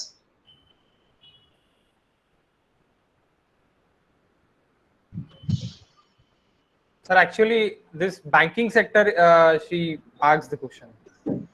हाँ, बैंकिंग सेक्टर का बहुत स्मॉल सा doubt है। अगर अंकिता है तो मैं बता देता हूँ। हाँ है क्या है करके। सारंग, यस, कंटिन्यू कर। रिस्क असेसमेंट मतलब बहुत सिंपल सी चीज है कि अगर आप टेक्निकल पर्सन हो और अगर आप बैंक में ज्वाइन करते हो, आप किसी को लोन दे रहे हो, तो आपको उसकी बैकग्राउंड स्टडी पहले करनी है कि क्या वो लोन रिटर्न कर सकता है। उसका अभी तो अभी सिबिल स्कोर आ गया है, उससे भी पता चल जाता है कि उसको हम लोग कितना लोन दे सकते हैं। बट उसके अलावा भी उसका बैकग्राउंड क्या है वो चेक करना, उसको हम लोन दे सकते हैं कि नहीं, वो एक रिस्क असेसमेंट में आता है। आप कभी ऐसा होता है कि कोई लैंड को लेकर आप एक कोई लोन फाइनेंस करता है कोई बैंक से, तो वो लैंड का वैल्यू कितना है, वो वैल्यू आगे कम होगा बढ़ेगा, वो लैंड सही में उस पर्सन की है या नहीं, वो राइट डॉक्यूमेंट्स उसके है कि नहीं। हो सकता है कि कुछ फेक हो गया, फेक लोन लेके किसी को वो लैंड बेच दिया, तो लोन तो हो गया लेकिन वो लैंड तो फेक था। तो फिर अभी ये सब जो भी असेसमेंट जो करना होता है वो उस इंजीनियर के रोल में आता है। तो इन सिंपल में रिस्क असेसमेंट यही सब है। इसमें और एक चीज ऐड करना चाहूंगा। अगर बैंकिंग सेक्टर में रिस्क असेसमेंट बोला जाए तो मैं कोई एक बड़ा प्रोजेक्ट लेता हूँ, ठीक है। सो कंपनीज क्या करती है, हर एक प्रोजेक्ट पे लिए एक इंश्योरेंस निकालती है, क्योंकि प्रोजेक्ट हमेशा स्मूथली नहीं चलता है, प्रोजेक्ट में काफी सारे दिक्कतें आती है। तो अगर अंडरग्राउंड प्रोजेक्ट्स बोलेंगे तो अंडरग्राउंड प्रोजेक्ट्स में टीबीएम होता है, टनल बोरिंग मशीन, उसमें भी दिक्कतें आती है। और ये सारी मशीनें या ये सारे प्रोजेक्ट काफी कॉस्टली होते हैं। तो जब हम कोई प्रोजेक्ट्स कॉस्टलीस्ट काम करते हैं तो उसका सभी का इंश्योरेंस निकालते हैं। तो बैंकिंग सेक्टर में हमारे सभी प्रोजेक्ट्स के लिए जो इंश्योरेंस निकलता है, वो इंश्योरेंस में आपको इंश्योरेंस देना चाहिए या नहीं देना चाहिए, इसलिए बैंक अपने यहाँ पे एक रिस्क मैनेजर रखती है, जो उसका काम यही होता है कि वो प्रोजेक्ट में जाके देखेगा कि सही में ये जो प्रोजेक्ट है ये होने वाला है या नहीं है, या इस प्रोजेक्ट में टाइमली कंप्लीशन नहीं होने के लिए क्या क्या इश्यूज आने वाले हैं, क्या क्या हिंड्रेंसेस आने वाले हैं, वो सभी जो एनालिसिस होता है वो सभी रिस्क मैनेजर करता है। इसीलिए एक रिस्क असेसमेंट जो बोलते हैं वो हमेशा हर प्रोजेक्ट में होता है। उसी के लिए वहां पे रिस्क मैनेजर रखा जाता है जो कि बैंकिंग सेक्टर में अवेलेबल होता है। वो एक जॉब अभी अवेलेबल है और इनका ये सभी का रिस्क लेके ही एक अंडर राइटर जो होता है इसके ऊपर, वो एक थीसिस टाइप जो हम लोग इंजीनियरिंग के टाइम पे एक थीसिस बनाते हैं ना, उस टाइम पे ही जहाँ पे इंश्योरेंस देना है उसके इंश्योरेंस पार्टी को या इंश्योरेंस डिपार्टमेंट को वो एक अपना एनालिसिस बना के प्रेजेंट करता है, जहाँ पे काफी सारी चीजें जो प्रोजेक्ट से रिलेटेड होती हैं वो लिख के वो देता है। तो ये एक बैंकिंग सेक्टर में अच्छा वैकेंसी या अच्छा जॉब अवेलेबल होता है। Yes Ankita, any doubt about this?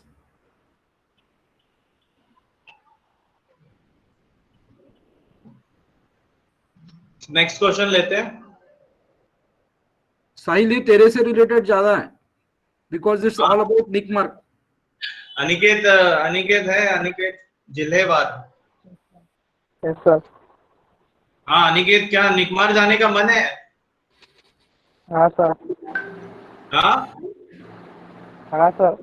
Sir अभी क्या अनिकेत क्या पता है निकमार के बारे में? क्या कुछ कहीं से पता चला, कुछ स्टडी किया, कुछ कहीं से सीनियर इंजीनियर से पूछा कुछ?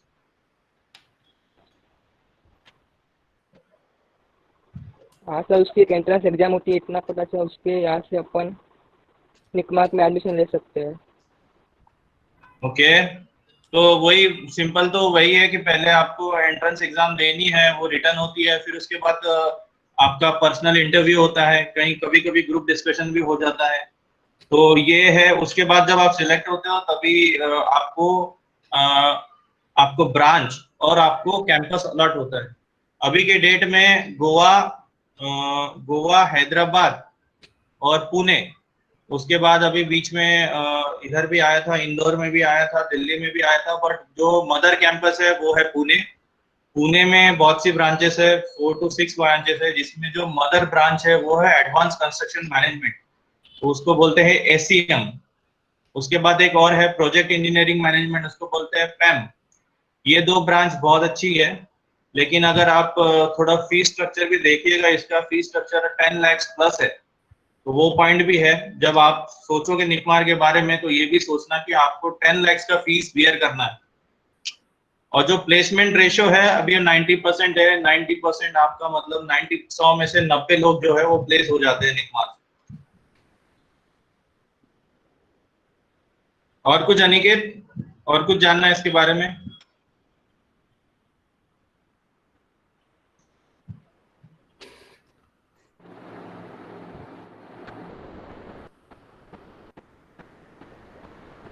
अनिकेत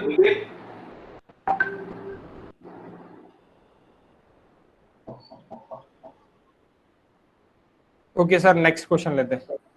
हेलो ठीक सर। है, प्रवीण इज देयर? हाँ उनका है, ओके। सर मैंने ई कंस्ट्रक्ट के बारे में सुना था। Hello. Yes yes yes. Sir वो आप बता सकते हैं कैसी इंस्टीट्यूट है, क्या है? तो सारंग,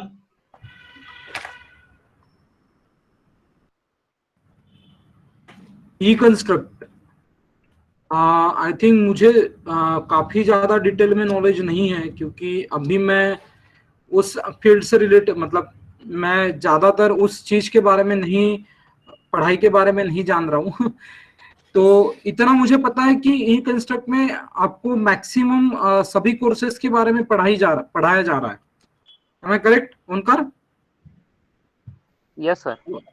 हाँ, तो अगर आपको वहां पे वैकेंसी या जॉब प्लेसमेंट अवेलेबल है क्या? सर वो तो बोल रहे हैं कि 100% प्लेसमेंट है करके। अच्छा, what is the fee structure? Sir 1.5 to 2 lakhs। और उसमें आपको क्या क्या पढ़ाएंगे? सर वो मतलब कंस्ट्रक्शन मैनेजमेंट और स्टैट प्रो स्ट्रक्चरल है। मतलब सॉरी स्टैट प्रो नहीं, BIM और स्ट्रक्चरल इंजीनियरिंग है। तो उनके एडवांस है वो 1 ईयर के है, और कुछ मतलब सर्टिफिकेशन है वो 6 मंथ का है कोर्स, ऐसा कुछ तो। और ये जो इंस्टीट्यूट है वो करंटली स्टार्ट हुआ है या फिर इसका प्रीवियस रिकॉर्ड कुछ है? सर वो आई थिंक 5-6 साल हुए हैं और प्रेजेंटली वो बैंगलोर में है कुछ इंस्टीट्यूट से। ओके, सो मैं एक ही बोलना चाहूंगा ओंकार, ये इंस्टीट्यूट के बारे में मुझे भी बिल्कुल आइडिया नहीं है। आपको अगर इस फील्ड के बारे में या इस इंस्टीट्यूट के बारे में आपको आइडिया चाहिए तो आप उसमें से कोई जो पास आउट स्टूडेंट्स हैं उनसे एक बार कांटेक्ट करिए, या फिर इनके वेबसाइट में जाके एक बार ये सर्च करिए कि ये आपको जॉब प्लेसमेंट दे सकती है या नहीं। क्योंकि क्या होता है कि ऐसे काफी इंस्टीट्यूट्स हैं जो आपको नंबर ऑफ थिंग्स एक्सपर्टाइज के लिए बोलेंगे, बट इज इट ओके, मतलब क्या हमको उस इसमें जॉब मिलेगा या नहीं, वो हमको एक बार सर्च करना है। उसके लिए 2 ऑप्शन मैं आपको बता सकता हूँ। एक तो उस इंस्टीट्यूट से जो पास आउट स्टूडेंट्स है आप उनसे कांटेक्ट करने का कोशिश करिए। उसके लिए आपको एक बार आपका जो इंस्टीट्यूट लॉगिन होता है ना, जहाँ पे इंस्टीट्यूट का लॉगिन है, वहां पे आप अगर जाओगे तो उसमें आपको कुछ स्टूडेंट्स के नाम मिलेंगे, उन लोगों को आप सर्च करिए। वन वे, या सेकंड, हर एक इंस्टीट्यूट का एक लॉकशीट होता है जहाँ पे उनका प्लेसमेंट जो है वो प्लेसमेंट कैसे हुआ है वो दिखाया जाता है। अगर आप निकमार्क के वेबसाइट में आप अगर कभी जाओगे ना तो निकमार्क में क्या है, प्रीवियस ईयर का जो प्लेसमेंट हुआ है, कौन कौन सी कंपनी आई थी और कितना प्लेसमेंट हुआ है, मतलब 100 में से 75 हुआ है या 80% हुआ है या 100% हुआ है, वो सभी लॉग अवेलेबल होता है। तो ये लॉग एटलीस्ट अगर आप देखोगे वहां पे तो मुझे लगता है वो लॉग देख के ही आपको आगे का स्टेप्स लेना चाहिए। मतलब उस कंपनी उस ई कंस्ट्रक्शन जो भी इंस्टीट्यूट है वहां पे ये सारी चीज अवेलेबल है या नहीं है। या फिर कभी ये भी होता है जो फैकल्टीज अवेलेबल होती है वो फैकल्टीज का लिस्ट भी देखो आप कि हमको पढ़ाने वाला जो है, अगर आपको सही में ई कंस्ट्रक्शन पढ़ा रहे तो वहां पे फैकल्टीज कोई प्रेशर्स तो नहीं है, एक्सपीरियंस फैकल्टी है क्या नहीं, ये आप दोनों चीज ध्यान में रख के ही जाओ। पहले ये 2 चीज के बारे में सर्च करिए कि आपको वहां पे प्लेसमेंट दिया जा रहा है या नहीं। या second is placement is very necessary. Placement का फैक्टर आपको देखना ही है, और प्लेसमेंट हो रहा है कि नहीं ये समझने के लिए 2 ही चीज है, नेटवर्किंग आपको आपके कोई वहां का कोई सीनियर है तो उनको पकड़ना है, या आपको अभी तो ऐसा है कि फेसबुक पे बहुत से ग्रुप होते हैं, आप फेसबुक में ई कंस्ट्रक्शन सर्च करोगे तो उसके भी कुछ ग्रुप मिल जाएंगे, वहां से आपको कोई सीनियर का लिंक मिल ही जाएगा। जनरली निकमार में भी ऐसा ही होता है। कोरा एक ऐसा इंस्टीट्यूट है जहां आप कोई भी क्वेश्चन पुट कर सकते हो, अगर कोई रिलेटेड बंदा है ई कंस्ट्रक्ट से तो वो डेफिनेटली वो वहां जाके आपको उसका आंसर कोई ना कोई कर देगा। ये भी आपको मतलब ट्राई करना चाहिए, बट वही है, knowledge is also important, and again at this stage where things are getting difficult, placement is very important. Because Onkar मैं एक और चीज बोलना चाहता हूँ, अगर कंस्ट्रक्शन इंडस्ट्री है तो जो स्पेशलाइजेशंस क्या होता है, आपको स्पेशलाइजेशन वो एक ही सब्जेक्ट में दे रहा है या नंबर ऑफ सब्जेक्ट मिक्स करके दे रहा है ओनकर? सर एक ही सब्जेक्ट है, जैसे कि अभी BIM टेक्नोलॉजी और प्रोजेक्ट मैनेजमेंट। ओके, तो ये इंस्टीट्यूट के बारे में आप सर्च करिए, आपको प्रॉपर आइडिया हो जाएगा और आप उसके बाद आपका स्टेप लीजिए। हाँ सही में अगर ये पर्टिकुलर आपको एक सब्जेक्ट में आपको स्पेशलाइजेशन दे रहा है तो 101% उसके पास कुछ ना कुछ प्लेसमेंट जरूर होगा। आप थोड़ा और सर्च करिए, आपको वहां पे कुछ जो आपको प्लेसमेंट के बारे में इंफॉर्मेशन चाहिए वो आपको वहां पे मिल जाएगा। अगर एक ही चीज में आपको स्पेशलाइजेशन दे रहा है तो 100% मिलेगा। Okay sir, thank you sir. Okay,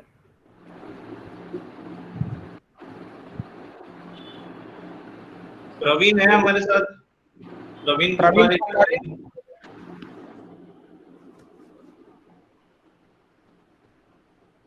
Praveen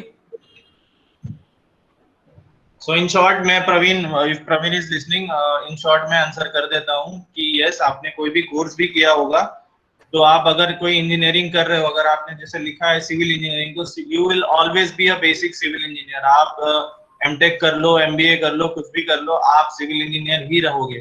तो आपको अगर कोई और कोर्स भी करते हो तो आप उसमें भी जा सकते हो, बट सिविल इंजीनियर से रिलेटेड सारे जॉब आपके लिए हमेशा ओपन रहेंगे। तो as you are asking me, you can work in both the fields.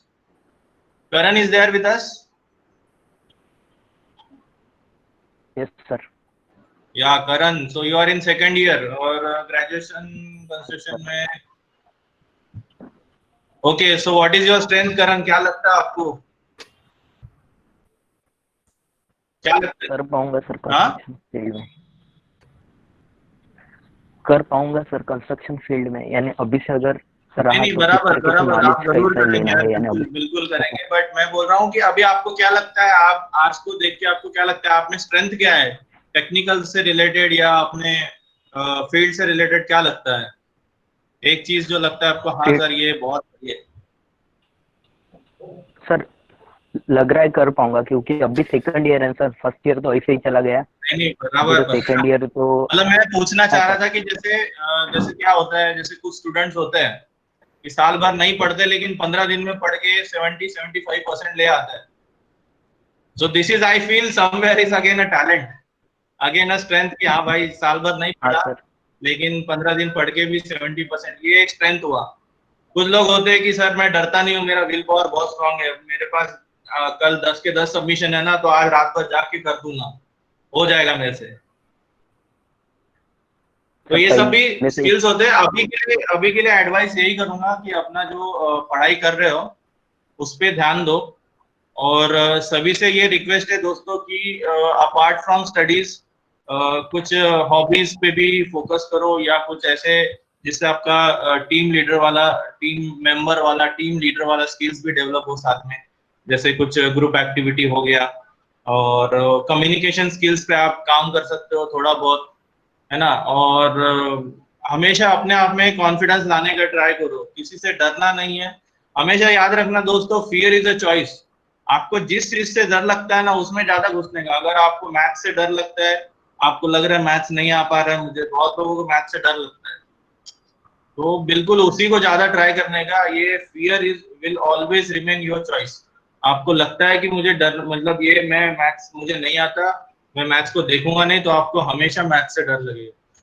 तो अभी के लिए करण यही बोलूंगा, अभी तो पढ़ाई में ध्यान दो, और साथ में साथ जो मैनेजमेंट स्किल से, बहुत बार देखो आप कोई इवेंट करते हो ना स्कूल में, कॉलेज में, या आपके इंजीनियरिंग लाइफ में, तो जैसे आप अगर अच्छे से प्लान कर लो कोई इवेंट, आप सारी चीजें आइडेंटिफाई कर लो कि कल पूजा है तो पूजा के लिए क्या क्या सामान लगेगा, तो ये भी एक तरीके का मैनेजमेंट है, ये भी एक तरीके का प्लानिंग है।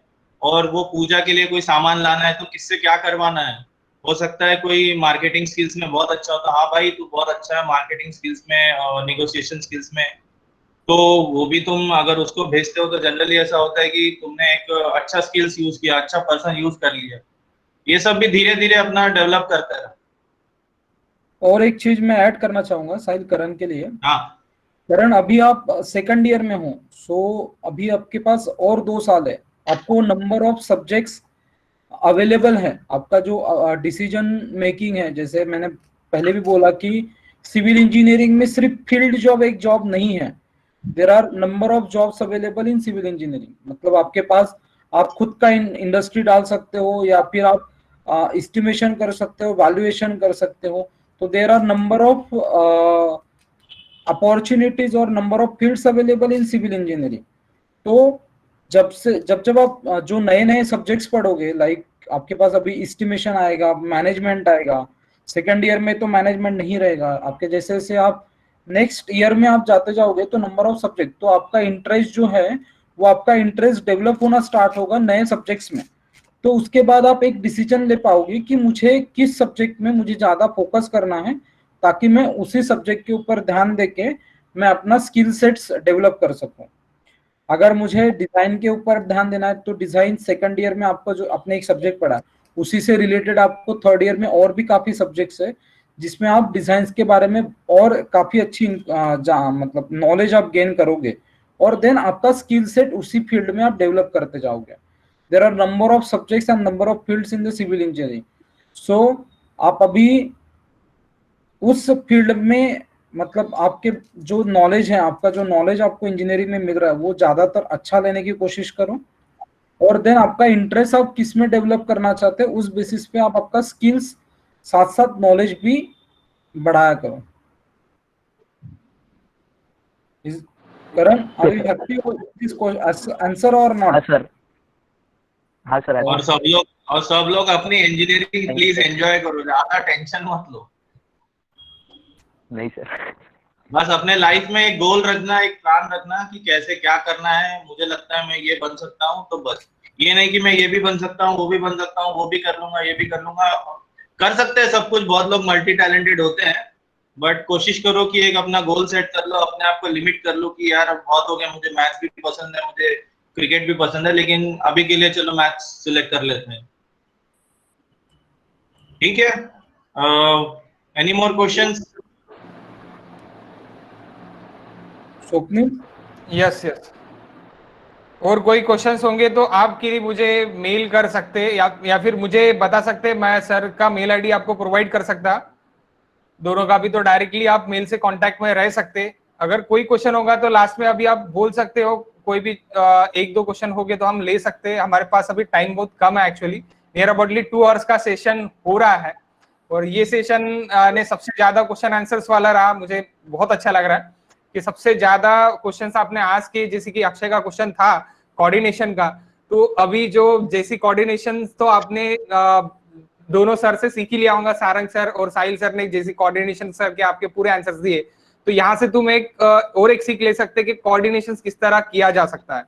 ओके, अभी से। सो गाइज,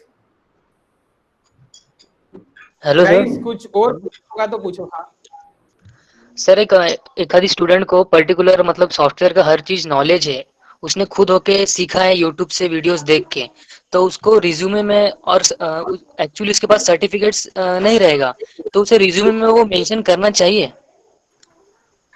संतोष, आपको अगर नॉलेज है, you can mention in your resume. ये गवर्नमेंट जॉब नहीं है जहाँ पे आपको आपके सर्टिफिकेट के बेसिस पे आपको जॉब मिलने वाला है, मतलब वहां पे आपको सर्टिफिकेट शो करने हैं। दिस इज प्राइवेट सेक्टर जहाँ पे आपका स्किल सेट्स देखा जाएगा। अगर आपने आपके रिज्यूमे में लिखा है कि आपको एक सॉफ्टवेयर आता है और आपके को उसके ऊपर क्वेश्चन किया जाता है, तो आपको उसका आंसर्स अवेलेबल होना चाहिए आपके पास। इट डजंट रिक्वायर्ड कि आपके पास वो सर्टिफिकेट्स होना चाहिए। आपके पास अगर उस पर्टिकुलर सॉफ्टवेयर के बारे में नॉलेज है, you can write in your resume. There is no compulsory कि आपके पास सर्टिफिकेट होना चाहिए। You can write in your resume. जी Santosh, very nice question my friend. जैसे सारंग ने बोला, yes, knowledge is more important. और मोस्टली अगर तुमसे बाद में कोई पूछे कि what was your source of learning, then again YouTube में भी आपको आंसर रेडी रखना चाहिए कि हाँ, यूट्यूब में ये this was the channel that I subscribed, और मैंने इतने एपिसोड या ऐसे ऐसे उनको सीखा है। वो थोड़ा बहुत भी बैकग्राउंड अगर कोई पूछे तो पूछे, बाकी at the end of the day knowledge is important. Private sector में सर्टिफिकेट आपको हजारों मिल जाएंगे, कोई भी कहीं से भी हो जाएगा, बट जब अगर आप उसका क्वेश्चन को डिफेंड नहीं कर पाए तो मुश्किल हो जाएगा। तो ठीक है, आप नॉलेज अगर आपके पास है तो आप बिल्कुल मेंशन कर सकते हैं। और दूसरा एक चीज है संतोष, जब भी स्पेसिफिक सर्टिफिकेशन रिक्वायर्ड होता है कोई कंपनीज को, तो वो स्पेसिफिकली मेंशन करते हैं। दे आपको अगर जैसे आप फ्रेशर्स में हम लोग जब भी जॉब अप्लाई करते हैं, दे नेवर मतलब वहां पे कभी वो मेंशन नहीं होता कि आपके पास सर्टिफिकेशन होता है या नहीं। जैसे ही आप आगे बढ़ोगे तो सर्टिफिकेशन नहीं, एक पर्टिकुलर एक्सपीरियंस उनको चाहिए होता है। वो पूछेंगे आपको कि आपका प्लानिंग में एक्सपीरियंस है क्या, आपका मेट्रो में एक्सपीरियंस है क्या, आपका ब्रिजेस में एक्सपीरियंस है क्या, वो एक्सपीरियंस पूछते हैं, आपका नॉलेज पूछते हैं। Never ask you about the certificates. अच्छा, बीच में हाँ आकाश सर, अगर हम जॉब चेंज करते हैं, ठीक है, तो वहाँ पे एक फेमस क्वेश्चन होता है कि आप ये जॉब, मतलब आप उस जॉब को चेंज क्यों करना चाहते हैं, क्या उस जॉब में क्या प्रॉब्लम था। तो सर वहां से एक तो रीजन हमारा ऐसा होता है मनी, एंड सेकंड रीजन बस सर मजा नहीं आ रहा था। तो हमें वहाँ पे एक स्टैंडर्ड आंसर कौन सा देना चाहिए सर? बेसिक क्वेश्चन तो मनी होता है, लेकिन मनी कभी बताना नहीं चाहिए टेक्निकल राउंड में या इंटरव्यू में। तुम कभी भी मतलब आप कभी भी वो करोगे, चेंज करोगे जॉब, तो आप बेसिकली कोई ज्यादा पैसा दे रहा है तभी आप करोगे, या हो सकता है आपका होम टाउन नागपुर है और आप मुंबई में काम कर रहे थे तो आपको नागपुर जाना है इसीलिए। बट ये भी जवाब नहीं बोलना चाहिए, जनरली यही बोलना चाहिए कि सर मैं वहाँ जो जो चीज सीख रहा था वो मैं सीख चुका हूँ, उससे ज्यादा मुझे सीखने के लिए अब कुछ वहाँ रहा नहीं है, मैं कुछ और सीखना चाहता हूँ उसी फील्ड में। ऐसा नहीं कि मतलब वो बोलेगा कि अरे तुम तो मेरे कंपनी में आओगे 1 साल में सब कुछ सीख लोगे और फिर मेरी कंपनी में छोड़ दोगे। तो तब हमको यही बोलना चाहिए कि until and unless challenges are there in front of me, जब तक मुझे मेरे काम में ऐसा लगेगा अरे यार ये तो मैं सीखा ही नहीं और ये मुझे कुछ नया एक्सपीरियंस हो रहा है ना। जैसे आप एक कोई जॉब ज्वाइन कर लोगे ना, धीरे धीरे आपका एक डेजिग्नेशन, एक नॉलेज सेट, एक मतलब एक जोन आपका क्रिएट होते जाता है। कि जैसे सारंग और मैं प्लानिंग में ज्वाइन हुए, तो आज हम लोग कोई और कंपनी में जाएंगे तो 90% कोई भी हमें चांसेस है कि प्लानिंग में ही लेगा, वो एग्जीक्यूशन में नहीं लेगा, क्योंकि प्लानिंग में हम लोग 6 साल काम कर चुके हैं, उनके लिए बेनिफिट है कि हाँ भाई ये 6 साल तो उनको नॉलेज तो है, कुछ तो है। तो वैसे ही मोस्टली तुम्हारे पास भी जैसे तुम कोई 2-3 साल एक कंपनी में काम कर लोगे तो वो एक नॉलेज सेट, वो एक जोन तुम्हारे लिए क्रिएट हो जाएगा। और नेक्स्ट टाइम जाओगे तो सर को बोलना कि सर अभी वहाँ पे इतना कुछ चैलेंजेस है नहीं, मैं आपकी कंपनी में आके मुझे ऐसा लगता है मुझे और सीखने मिलेगा, तो I think it's a better option कि मुझे चेंज होना चाहिए। और अगर कुछ जैसे इंटरव्यूअर ज्यादा फ्रैंक है तो आप लास्ट में इतना बोल ही सकते हो कि of course sir money is also important, of course मैं मुझे जितना जैसे मान लो वहाँ पे जो मेरी सैलरी थी, I am sure I will be getting more than that, so money is also important, ये आप लास्ट में बता सकते हो। बट पहले आपका फैक्टर वो नहीं होना चाहिए। एक चीज हमेशा ध्यान रखना, वो बताने से पहले आपका इंटरव्यू अच्छा जाना चाहिए। मतलब जो उनको इम्पोर्टेंस, जो जिस चीज के लिए वो लोग ढूंढ रहे हैं आपको, जो चीज उनको चाहिए वो अगर उनको पहले मिल जाता है, then you can ultimately tell them हाँ सर ये भी है, so I want to switch my job for this reason. Not basically कि आपका इंटरव्यू किस लेवल तक वो लोग लेके जाते हैं, देन यू आर आस्किंग मेरा इंटरव्यू अच्छा नहीं गया and I am asking them कि मुझे ये नहीं चाहिए, ऐसा मत करिए। You have to first track your interview, what they required, prove then कि हाँ वो जो स्किल्स आप लोग चाहते हो मेरे पास है स्किल्स, इसीलिए मैं आगे बढ़ना चाहता हूँ। और मेरी जो स्किल्स गेन की हुई है वो सारी की सारी मैं यूज करना चाहता हूँ यहाँ पे। और आपको जब भी इंटरव्यू का कोई कॉल आएगा या कोई इंटरव्यू का कोई ऐड आएगा तो उसमें सब कुछ स्पेसिफिकली मेंशन रहेगा, required a civil engineer, required a mechanical engineer, required an electrical engineer with minimum experience of 2 years, maybe with minimum experience of 5 years। कोई उसमें मेंशन कर देगा कि हाँ एमटेक होना जरूरी है, कोई बोलेगा कि भाई निकमार से होना जरूरी है, तो ऐसा मेंशन स्पेसिफिकली 90% हो ही जाता है। तो वो आपको स्किल सेट अगर आपके पास है तो बस वो नौकरी समझ लो आप ही के लिए बनी है बस। This is correct. अच्छा एक और मैं एक चीज नोटिस कर रहा था, देयर वाज सम गाय कि आई एम नूब करके उसका आईडी है, तो मुझे उसको बोलना है भाई आई एम नूब क्यों लिखा, आई एम प्रो लिखना चाहिए ना, क्यों अपने आप को अंडर एस्टिमेट कर रहे हो। तो इफ ही इज लिसनिंग कर दो भाई। So yeah, any next questions? Or shall we close it for the day? वो आई नो वाला पर्सन तो अभी यहाँ पे नहीं है एक्चुअली आपको क्वेश्चन करने के लिए। हाँ लेकिन जब वो रिकॉर्डिंग सुनेगा ये तो ऑब्वियसली वो कमेंट में इसका आंसर देगा, आई थिंक सो। मैं सोच रहा हूँ अपने आप को अंडर एस्टिमेट क्यों करना है, क्यों भाई हम क्यों नूब है, आई एम प्रो।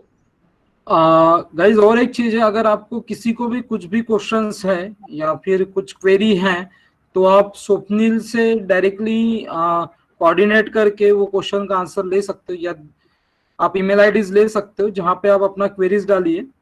डेफिनेटली अगर हमारे पास आंसर्स होगा तो हम लोग हमेशा आंसर्स देने के लिए कोशिश करेंगे उसी चीज का।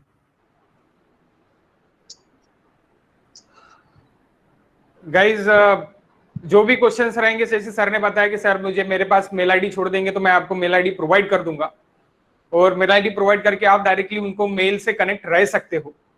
और अगेन फ्यूचर में जो भी आपके थॉट्स आएंगे तो वो भी थॉट्स शेयर कर सकते हो, जो कि हमारा प्रोग्राम ही ये था कि निगेटिविटी जो थॉट्स में आई है उसको पॉजिटिविटी करने के लिए ही हमने प्रोग्राम अरेंज किया था। और आज का प्रोग्राम तो बहुत बेस्ट रहा। जैसी मैं सीन कर रहा हूँ कि बहुत सारे लोगों ने यानी बहुत सारे स्टूडेंट्स ने जैसे कि क्वेश्चंस पूरे पूछे हैं, तो और भी क्वेश्चंस रहे तो पूछो, लेकिन अभी टाइम लिमिट के कारण हम यहाँ पे ही अपना प्रोग्राम रोकते हैं। और thanks to Sarang sir and Sahil sir जिन्होंने आपको इतना अच्छा गाइडेंस दिया हमको। Very thank you all of you. I am very grateful कि मुझे मौका मिला अपना एक्सपीरियंस थोड़ा शेयर करने का। I wish everyone all the best. दोस्तों बिल्कुल डरने की जरूरत नहीं है। किसी को लग रहा है कि मुझे नौकरी नहीं मिलेगी, मुझे शायद बहुत टेंशन लेने की बिल्कुल जरूरत नहीं है। दोस्तों बस मेहनत करना है। अपने लाइफ में सब कुछ ना कुछ कर ही लेते हैं, बस आप अपने लाइफ में क्या करना चाहते हो बस जल्दी से आइडेंटिफाई कर लो। मुझे ये बनना है, बस ये बनना है, ये नहीं। और I think I will wish you all the best. Yeah thank you so much. Thank you so much Swapnil, हमको ये अच्छा अपॉर्चुनिटी देने के लिए। और सभी लोगों से एक ही चीज मैं बोलना चाहता हूँ कि निगेटिविटी अपने आप में क्रिएट मत करिए।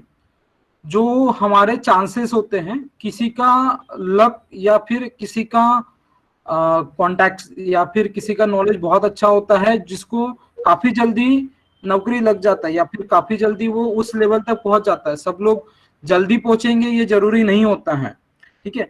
हम लोग हमेशा प्रयास करते रहिए, कल आज वो पहुंचा है हम कल पहुंचेंगे, बट इतना थोड़ा सा डिफरेंस रहेगा कि हम लोग लेट में पहुंचेंगे बट जरूर पहुंचेंगे वहां पे। उसके और ऊपर अपनी टाइमलाइन किसी से कंपेयर मत करना कि हाँ भाई ये जल्दी जॉब पे लग गया, ये यहाँ चल गया। सबका अपना टाइमलाइन होता है दोस्तों, सब अपने पेस से चलते हैं, सब अपने लाइफ में कुछ ना कुछ बिल्कुल जरूर बनते हैं। तो बिल्कुल ये मत सोचना कि उसको पहले मिल गया मुझे अभी तक नहीं मिल गया। आप अपने स्ट्रेंथ को आइडेंटिफाई करो कि हाँ 3 साल में मैं ग्रेट कोई गवर्नमेंट एग्जाम क्रैक कर लूंगा, 2 साल में क्रैक कर लूंगा, 5 साल में क्रैक कर लूंगा। ये आपको आइडेंटिफाई करना है कि आपकी स्ट्रेंथ क्या है। Okay, fine, Swapnil. Yeah, fine. Thank you very much, both of you guys.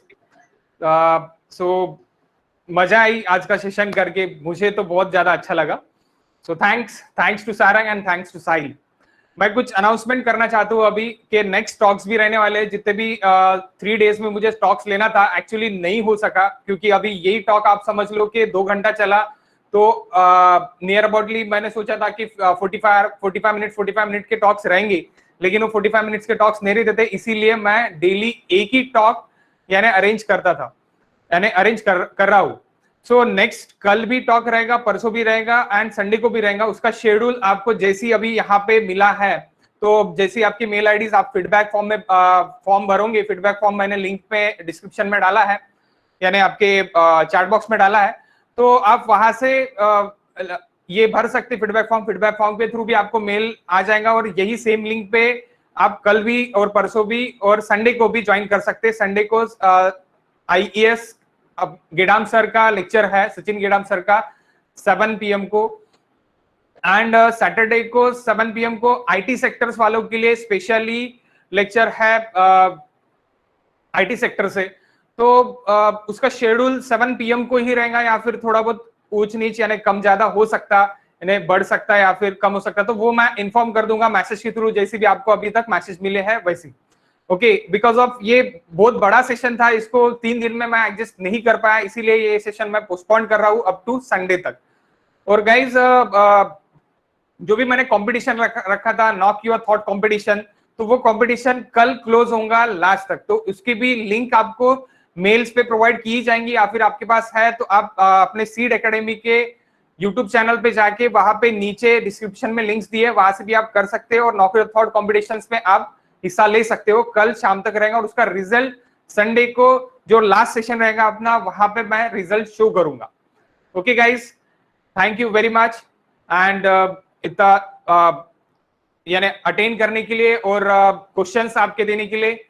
मैं आपसे कल और परसों और नेक्स्ट मिलते ही रहूंगा, और जो भी क्वेश्चंस है वो क्वेश्चंस मुझे आप सेंड करो, मुझसे कनेक्ट रहो, बस यही बोलना है। और थैंक यू गाइस।